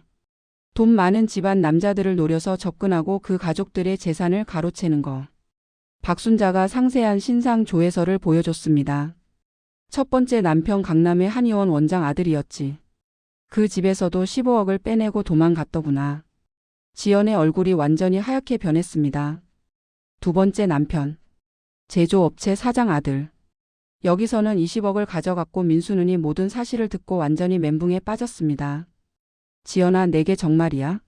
그리고 세 번째가 우리 민수야. 박순자가 냉정하게 말했습니다. 이번에는 50억이나 성공했으니 신기록이네. 지연이 급하게 변명하려 했습니다. 시어머님, 그건 다 오해예요. 오해. 박순자가 다른 서리를 펼쳤습니다. 그럼 이것도 오해. 내가 이미 다른 남자와 만나고 있다는 사실도 모모라고요? 민수가 충격에 빠졌습니다. 박순자가 사진들을 보여줬습니다. 지연이 다른 남자와 함께 있는 사진들이었어요. 내 남자 최대호. 나이 45세. 여의도 증권회사 임원이야. 최은주 씨가 다음 타깃으로 정한 사람이지. 지연은 이제 완전히 꼼짝할 수 없었습니다. 최은주 씨는 우리 민수와 이혼한 후에의 남자와 결혼할 계획이었어. 물론 우리한테서 빼낸 50억은 그대로 가지고 말이야. 민수가 지연을 바라보며 절기했습니다. 지연아, 내게 정말이야? 대답해봐. 지연은 더 이상 변명할 수가 없었습니다. 모든 증거가 너무나 명확했거든요. 여보, 그건 뭐야? 정말이냐고? 민수의 목소리에는 분노와 절망이 섞여 있었습니다. 박순자가 조용히 말했습니다. 민수야, 이제 알겠니? 내 아내가 누구인지? 민수는 바닥에 주저앉았습니다. 자신이 얼마나 큰 바보였는지 깨달았거든요. 엄마, 저는 민수야, 너도 잘못이 크다. 박순자의 목소리는 엄했습니다. 내가 아무리 속았다고 해도 어머니를 때린 건 용서할 수 없어. 엄마, 정말 죄송해요. 민수가 울기 시작했습니다. 지연아, 이제 내가 할 말이 뭐가 있니? 박순자가 지연을 바라봤습니다. 지연은 갑자기 태도를 바꿨습니다. 더 이상 숨길 것이 없다는 걸 깨달았거든요. 다 들켰네. 지연이 비웃으며 말했습니다. 그래요. 맞아요. 전부 다 계획이었어요. 지연아. 민수가 믿을 수 없다는 표정으로 아내를 바라봤습니다.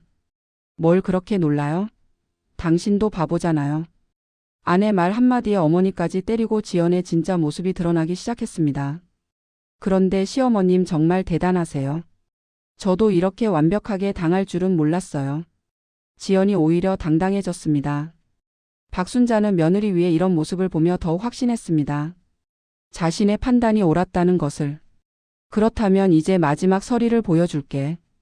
박순자가 마지막 봉투를 열었습니다. 이건 사기죄 고발장이야. 지연의 얼굴이 순간 굳어졌습니다. 50억 원에 대한 사기죄, 그리고 혼인빙자 사기죄까지 이미 경찰에 신고했어. 뭐라고요? 그리고 민수야. 박순자가 아들을 바라봤습니다. 너는 폭행죄로 고발할 수도 있지만 그건 내가 앞으로 어떻게 하느냐에 달려 있어. 민수는 완전히 절망에 빠졌습니다. 자신이 저지른 일들의 무게가 얼마나 큰지 깨달았거든요. 엄마, 저는 정말 어떻게 해야 해요? 박순자는 아들을 바라보며 마음이 아팠지만 냉정함을 잃지 않았습니다.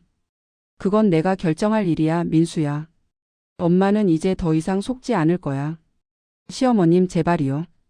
지연이 갑자기 박순자의 발치에 무릎을 꿇었습니다. 저 잘못했어요. 하지만 박순자의 표정은 변하지 않았습니다. 지금 와서 빌어봐야 소용없어. 지연아, 넌 처음부터 거짓말만 했잖니. 정말 죄송해요. 돈은 다 갚을게요. 제발 고발은 취하해 주세요. 갚을 돈이 어디 있니? 내가 다른 남자들한테서 가져온 돈들도 다 써버렸다면서. 지연은 더 이상 할 말이 없었습니다. 박순자가 모든 걸 다 알고 있었거든요. 이때 현관벨이 울렸습니다. 시간이 됐네. 박순자가 일어나서 현관으로 향했습니다. 문을 열자 경찰관 2명이 있었습니다. 이정화 씨인가요? 신고받고 왔습니다. 네, 들어오세요. 경찰관들이 거실로 들어오자 지연과 민수는 완전히 패닉에 빠졌습니다. 최은주 씨 혼인자 사기죄와 50억 원 상당의 사기죄 혐의로 체포합니다. 경찰관이 지연에게 수갑을 채우기 시작했습니다. 안 돼요. 안 된다고요. 지원이 발버둥쳤습니다. 조용히 하세요. 저희와 함께 가시죠. 지연이 끌려나가면서 민수를 바라봤습니다. 여보, 도와줘요. 당신도 같이 한 일이잖아요.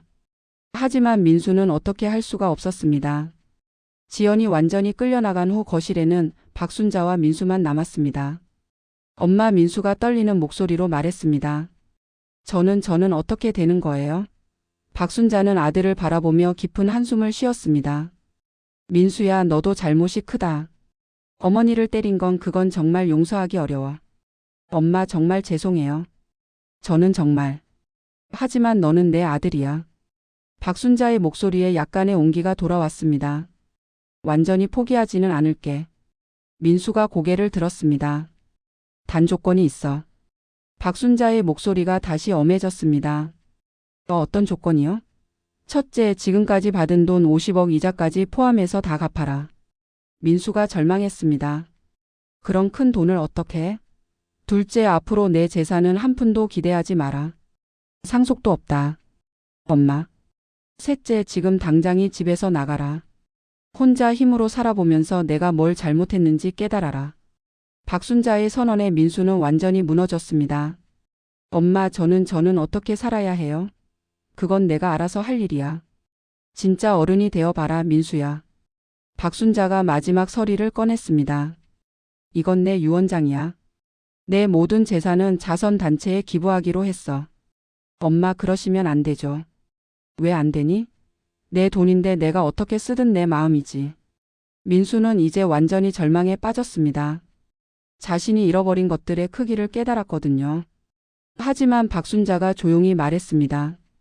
내가 정말로 변한다면, 정말로 진심으로 뉘우치고 새 사람이 된다면 엄마 그때 다시 생각해 볼게. 완전히 포기하지는 않는다는 뜻이야. 민수가 희미한 희망을 품었습니다. 난 그 전까지는 혼자 힘으로 살아야 해. 내 도움은 전혀 기대하지 마라. 네, 알겠습니다. 그리고 민수야. 박순자의 목소리에 마지막 따뜻함이 있었습니다. 내 엄마 진짜 가족이라는 게 뭔지 이제 알아라. 3개월 후, 박순자는 혼자서 조용한 거실에 앉아 차를 마시고 있었습니다. 텔레비전에서는 뉴스가 나오고 있었어요. 혼인자 사기범 최은주 1심에서 징역 5년 선고. 박순자는 리모컨으로 채널을 돌렸습니다. 더 이상 그 사람에 대해 듣고 싶지 않았거든요. 현관에서 벨이 울렸습니다. 문을 열어보니 민수가 서 있었습니다. 3개월 전과는 완전히 다른 모습이었어요. 얼굴은 야위었지만 눈빛은 진지했습니다. 엄마, 안녕하세요. 민수야, 들어와. 민수는 조심스럽게 거실로 들어왔습니다. 어떻게 지냈니? 힘들었어요, 엄마. 정말 많이 힘들었어요. 민수의 목소리에는 진심이 담겨 있었습니다. 그래서 엄마가 왜 그런 방법을 쓰셨는지 이제야 조금 알 것 같아요. 박순자는 아들을 자세히 관찰했습니다. 확실히 예전과는 달라 보였어요. 편의점 알바를 하면서 하루 종일 서서 일하면서 생각을 많이 했어요. 무슨 생각?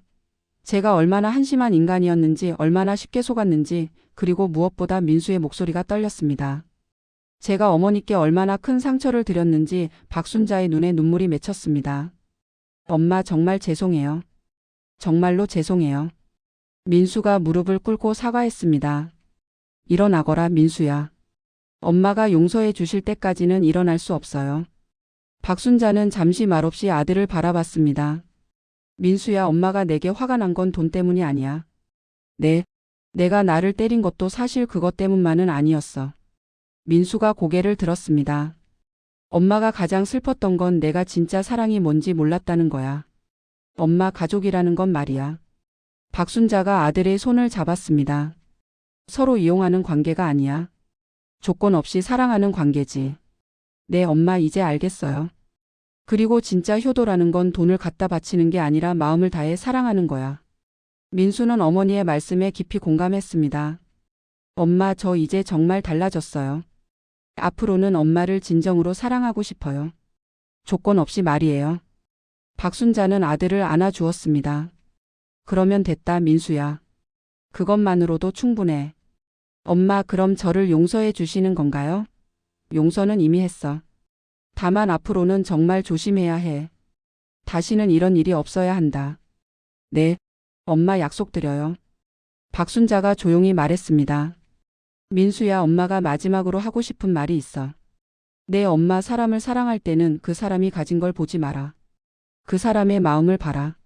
내 엄마. 그리고 진짜 부자는 돈이 많은 사람이 아니라 사랑받는 사람이야. 민수는 어머니의 지혜로운 말씀에 깊이 감동했습니다. 엄마, 제가 50억은 언제 다 갚을 수 있을지 그건 천천히 해도 돼. 중요한 건 내 마음이니까. 정말 감사해요, 엄마. 박순자는 창밖을 바라보며 조용히 말했습니다. 민수야, 사람들은 겉모습만 보고 판단하는 경우가 많아. 하지만 진짜 중요한 건 그 사람의 진심이야. 네, 엄마 이제 정말 잘 알겠어요.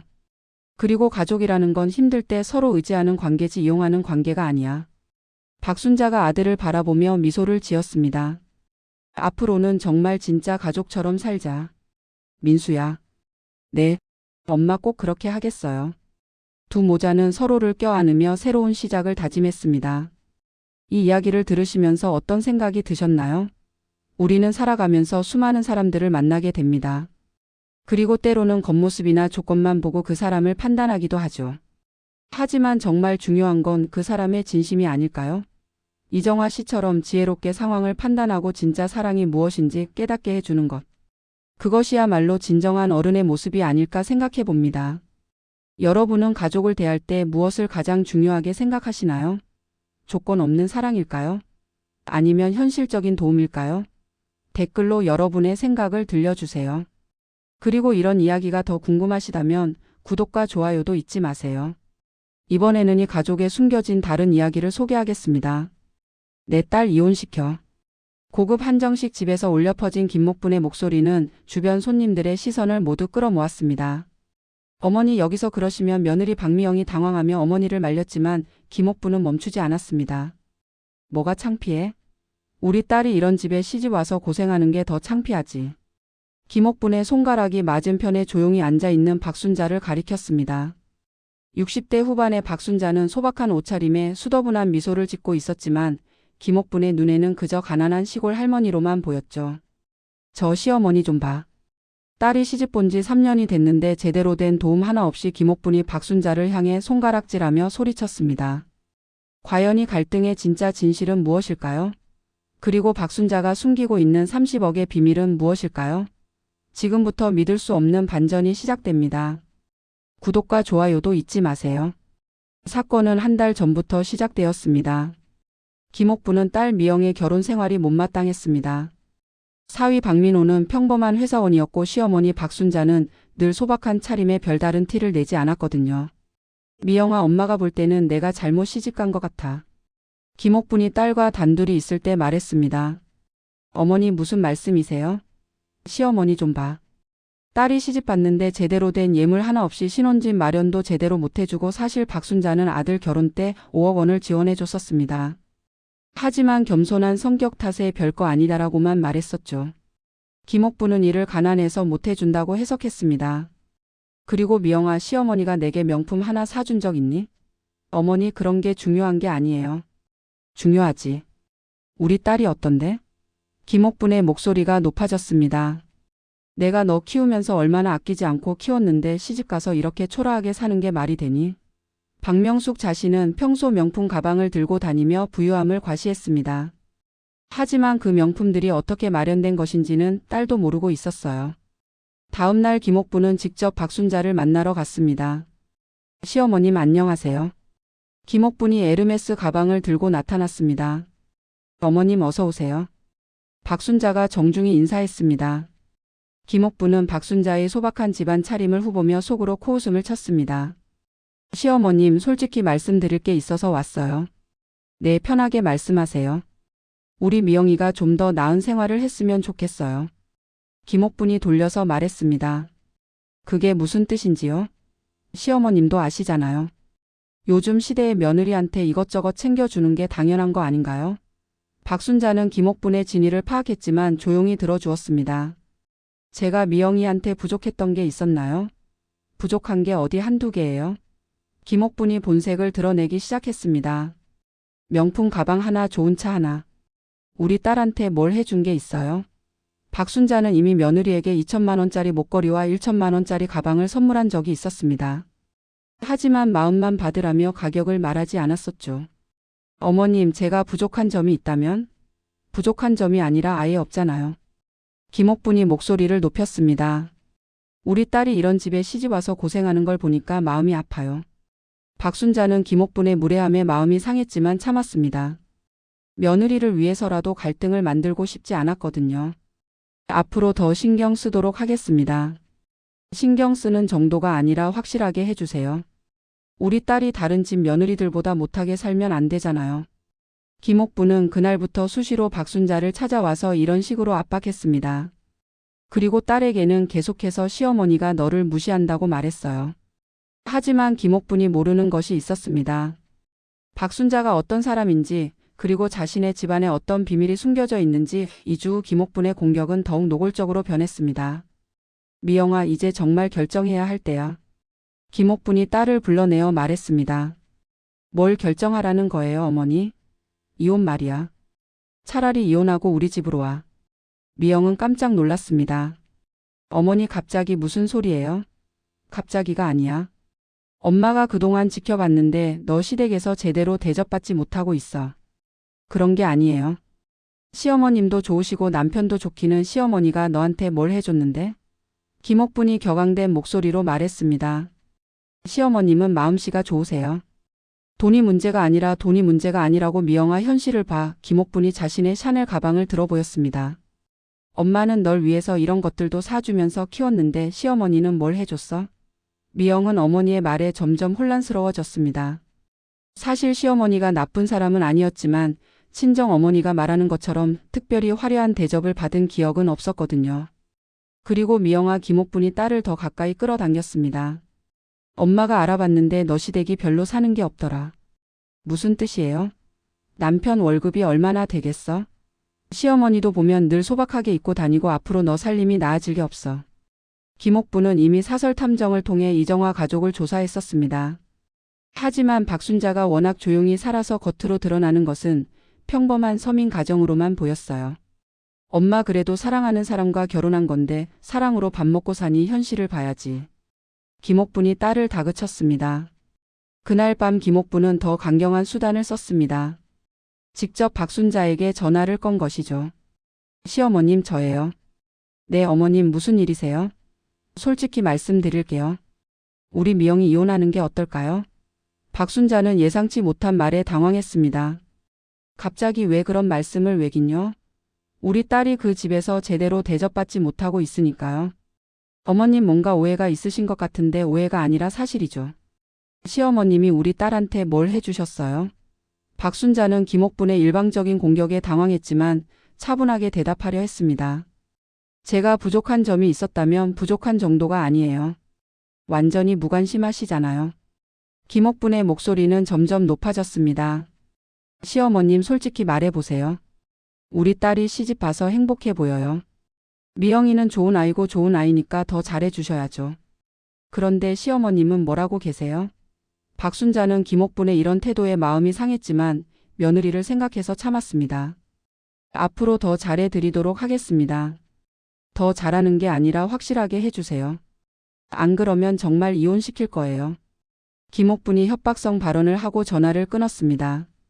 그날 밤 박순자는 깊은 생각에 빠졌습니다.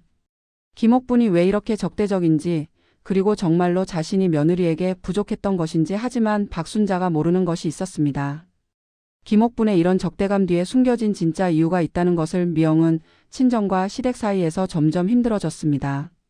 한쪽에서는 어머니가 계속해서 이혼하라고 압박했고 다른 쪽에서는 시어머니가 자신 때문에 상처받는 것 같아서 미안했거든요. 여보, 우리 어머니가 좀 심하게 말씀하시는 것 같아서 미영이 남편 민노에게 조심스럽게 말했습니다. 괜찮아. 엄마도 이해하고 계셔. 민노가 아내를 위로했습니다. 하지만 민노도 속으로는 걱정이 많았습니다. 장모님의 태도가 점점 과격해지고 있었거든요. 다음 날 김옥부는 더 큰 행동을 취했습니다. 미영을 데리고 박순자를 직접 찾아간 것이죠. 시어머님, 오늘은 확실하게 대화해 봅시다. 김옥분이 거실에 앉자마자 공격적으로 말했습니다. 네, 편하게 말씀하세요. 편하게가 아니라 진지하게요. 김옥분의 목소리에는 위협이 섞여 있었습니다. 우리 딸 결혼시킨 지 3년이 됐는데 시어머님이 해주신 게 뭐가 있어요? 미영이 당황하며 끼어들었습니다. 어머니, 그렇게 말씀하시면 너는 조용히 해. 엄마가 대신 말해줄게. 김옥분이 미영을 제지하고 박순자를 노려봤습니다. 시어머님, 다른 집 시어머니들 보세요. 며느리한테 명품도 사주고 용돈도 주고 여행도 보내주고 시어머님은 뭘 하셨어요? 박순자는 지금까지 조용히 참아왔지만 이번에는 좀 다르게 대답했습니다. 어머님, 제가 미영이한테 해준 것들이 있는데 뭘 해줬다고요? 결혼할 때 집도 마련해줬고 미영이가 좋아할 만한 선물들도 그게 뭐예요? 구체적으로 말해보세요. 김옥분의 공격적인 태도에 박순자는 당황했습니다. 자신이 해준 것들을 자랑하고 싶지 않았거든요. 그냥 제가 할 수 있는 선에서 할 수 있는 선에서 김옥분이 비웃었습니다. 그러니까 능력이 안 된다는 얘기네요. 그런 뜻이 아니라 그럼 뭐예요? 우리 딸이 명품 가방 하나 없이 사는 게 정상이에요. 김옥분이 자신의 에르메스 가방을 들어 보이며 말했습니다. 저는 딸을 위해서 이런 것들도 사주면서 키웠어요. 그런데 시어머님은 박순자는 사실 미영에게 더 비싼 명품들을 선물한 적이 있었습니다. 하지만 비싸지 않다며 겸손하게 넘어갔었죠. 어머님, 제가 미영이한테 목걸이랑 가방을 그 싸구려 말고요. 김옥분이 무례하게 말했습니다. 미영이 깜짝 놀랐습니다. 어머니, 그렇게 말씀하시면 안 되죠. 왜 안 돼? 사실이잖아. 김옥분의 무례함이 극에 다했습니다. 시어머님, 솔직히 말씀드릴게요. 우리 딸이 이런 집에 시집 와서 고생하는 걸 더 이상 볼 수 없어요. 어머님, 그러니까 이혼하는 게 나을 것 같아요. 우리 딸은 더 좋은 곳에 갈 수 있어요. 그 순간 박순자의 표정이 변했습니다. 지금까지 참아왔던 분노가 서서히 올라오기 시작한 것이죠. 어머님, 그렇게 말씀하시는 이유가 뭔가요? 이유가 뭐긴 뭐예요? 우리 딸이 제대로 대접받지 못하고 있으니까요. 제대로 된 대접이 뭔지 궁금하네요. 박순자의 목소리에 이상한 변화가 있었습니다. 김옥분은 그것을 눈치채지 못했어요. 돈이죠, 돈? 시어머님이 우리 딸한테 돈을 제대로 써주셨어요. 돈이 그렇게 중요한가요? 당연하죠. 돈 없이 어떻게 살아요? 김옥분이 소리를 지르는 순간 박순자가 조용히 일어났습니다.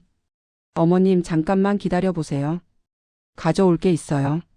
박순자가 안방으로 향하는 모습을 보며 김옥분은 승리한 듯한 미소를 지었습니다. 미영아, 맞지? 이제야 정신 차리는 것 같네. 하지만 김옥분은 몰랐습니다. 박순자가 무엇을 가져올 것인지, 그리고 곧 어떤 충격적인 진실이 드러날 것인지. 박순자가 안방에서 나왔을 때 그녀의 손에는 두꺼운 서류 봉투가 들려 있었습니다. 어머니, 만세요. 박순자의 목소리는 전과는 완전히 달랐습니다. 김옥분은 뭔가 이상함을 느꼈지만 여전히 자신만만했습니다. 뭘 가져오셨어요? 박순자가 서류들을 테이블에 펼치기 시작했습니다. 그리고 첫 번째 서류를 김옥분에게 보여줬어요. 이게 뭔지 아세요? 김옥분이 서류를 보는 순간 얼굴이 하얗게 변했습니다. 이게 어떻게? 그것은 박명숙 남편 이름으로 된 30억 원의 대출 서류였습니다.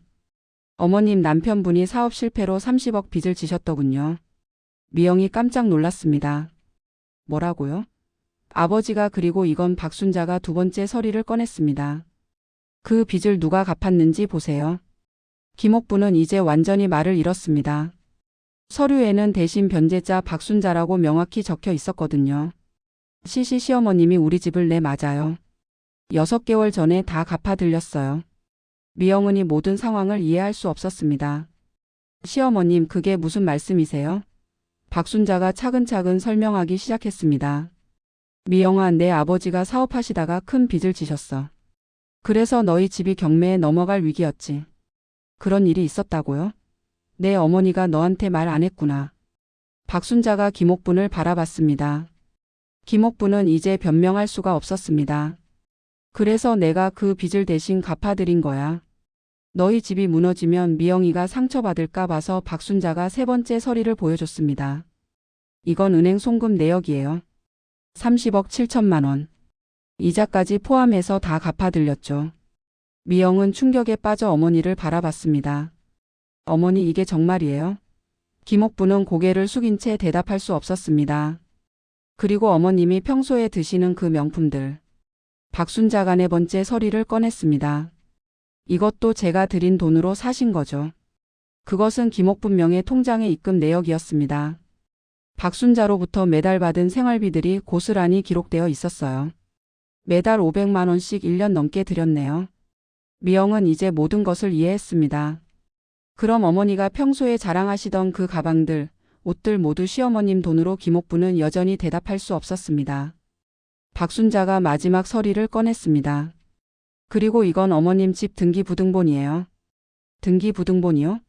어머님이 살고 계신 그 아파트. 원래는 경매로 넘어갔어야 했는데 제가 대신 사서 어머님께 무상으로 사용하게 해드린 거예요. 김옥분이 드디어 고개를 들었습니다. 그녀의 눈에는 눈물이 가득했어요. 시어머님, 어머님 이제 알겠어요? 박순자의 목소리는 차분했지만 강했습니다.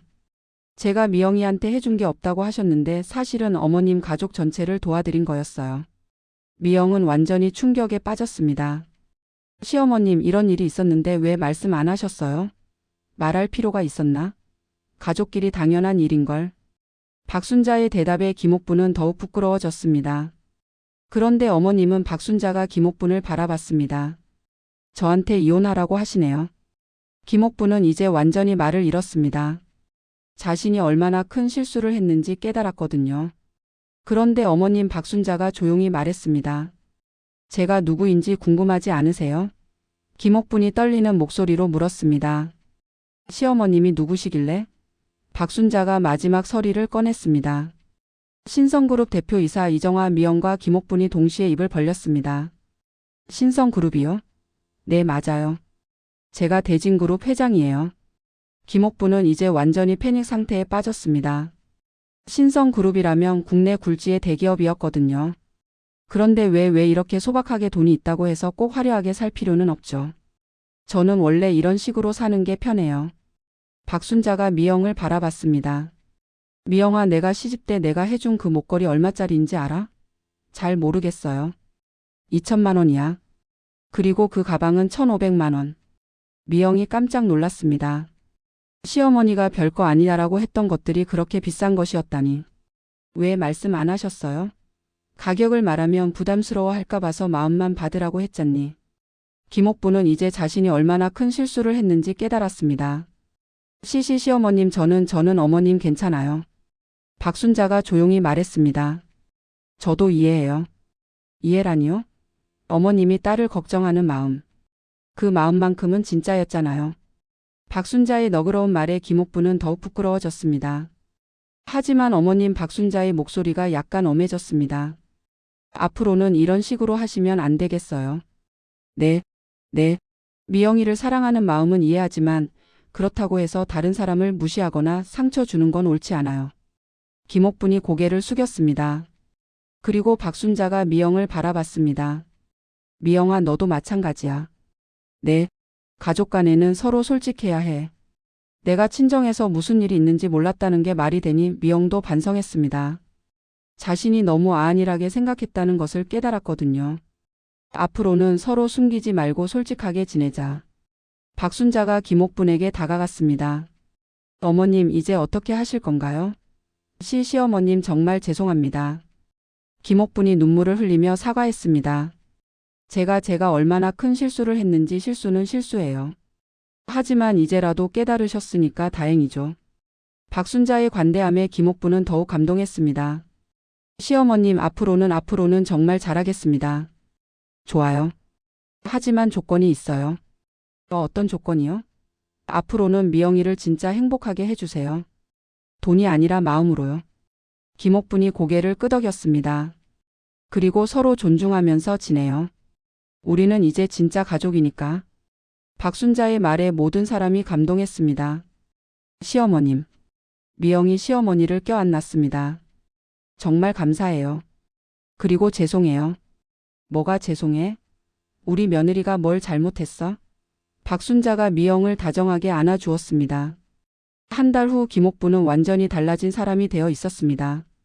시어머님, 이거 드시라고 제가 직접 만들었어요. 김옥분이 박순자를 찾아와서 손수 만든 반찬을 가져왔습니다. 어머님, 이렇게까지 하지 않으셔도 되는데? 아니에요. 제가 그동안 얼마나 무례했는데. 김옥분은 여전히 미안해했습니다. 박순자는 김옥분의 변화를 보며 흐뭇했습니다. 미영이는 어때요? 잘 지내나요? 네, 정말 행복해요. 시어머님 덕분에, 제 덕분이 아니라 미영이가 원래 좋은 아이였어요.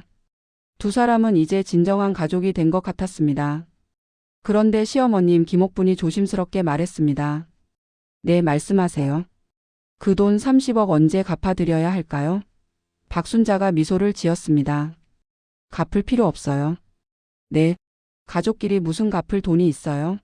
하지만 대신에 박순자가 김옥분의 손을 잡았습니다. 앞으로 우리 미영이 잘 부탁드려요. 그게 더 중요해요. 김옥분의 눈에 또다시 눈물이 맺혔습니다. 시어머님 정말 감사합니다. 고마워할 게 뭐 있어요? 우리 가족인데 그날 저녁 온 가족이 모여서 식사를 했습니다. 박명숙, 이정화, 미영, 민호 이제 진정한 가족이 된 네 사람이었습니다. 어머니 그동안 정말 죄송했어요. 미영이 박순자에게 사과했습니다. 뭐가 죄송해? 우리 며느리가 제가 친정 사정도 모르고 그런 건 이제 됐어. 중요한 건 앞으로야. 박순자가 모든 사람을 바라보며 말했습니다. 우리 이제 진짜 가족처럼 지내자. 서로 숨기는 것 없이 존중하면서 네. 모든 사람이 동시에 대답했습니다. 김옥분이 박순자를 바라보며 말했습니다. 시어머님, 제가 그동안 얼마나 바보였는지 겉모습만 보고 판단했던 제 자신이 너무 부끄러워요. 어머님도 딸을 사랑하는 마음에서 그랬던 거잖아요. 이해해요. 앞으로는 정말 달라지겠어요. 사람을 겉모습으로 판단하지 않을게요. 박순자가 고개를 끄덕였습니다. 그게 중요해요. 진짜 부자는 돈이 많은 사람이 아니라 사랑받는 사람이에요. 네, 이제 정말 잘 알겠어요. 식사를 마친 후 박순자가 마지막으로 말했습니다. 우리 이제 새로 시작하는 거야. 과거는 과거고 앞으로가 중요하지. 네, 시어머님. 그리고 기억해도 가족이라는 건 조건 없이 사랑하는 관계야. 돈이 있고 없고가 중요한 게 아니라 모든 사람이 박순자의 지혜로운 말씀에 깊이 공감했습니다. 시어머님 말씀이 정말 맞아요. 김옥분이 말했습니다. 저도 이제야 깨달았어요. 그날 밤 네 사람은 서로를 진정으로 이해하고 사랑하는 가족이 되었습니다. 이 이야기를 통해 우리는 무엇을 배울 수 있을까요? 첫째, 사람을 겉모습으로 판단해서는 안 된다는 거죠. 박순자처럼 소박해 보이는 사람이 실제로는 큰 능력을 가지고 있을 수 있고 김목분처럼 화려해 보이는 사람이 실제로는 어려운 상황에 있을 수도 있는 법이니까요. 둘째, 진정한 가족은 조건이 없다는 것입니다. 박순자는 아무런 조건 없이 가족을 도왔고 그것을 자랑하지도 않았습니다. 셋째, 소통의 중요성이겠죠. 만약 김옥분이 처음부터 솔직하게 자신의 어려운 상황을 말했다면 이런 갈등은 없었을 것입니다. 넷째, 진정한 분은 물질이 아니라 사랑이라는 것입니다. 박순자가 가진 자 보는 돈이 아니라 가족을 사랑하는 마음이었습니다. 여러분은 가족을 대할 때 어떤 마음으로 대하고 계신가요? 조건을 따지고 계신가요? 아니면 조건 없는 사랑으로 대하고 계신가요? 그리고 다른 사람을 만날 때 겉모습만 보고 판단하지는 않으시나요? 댓글로 여러분의 생각을 들려주세요. 그리고 이런 감동적인 이야기가 더 궁금하시다면 구독과 좋아요도 잊지 마세요. 감사합니다.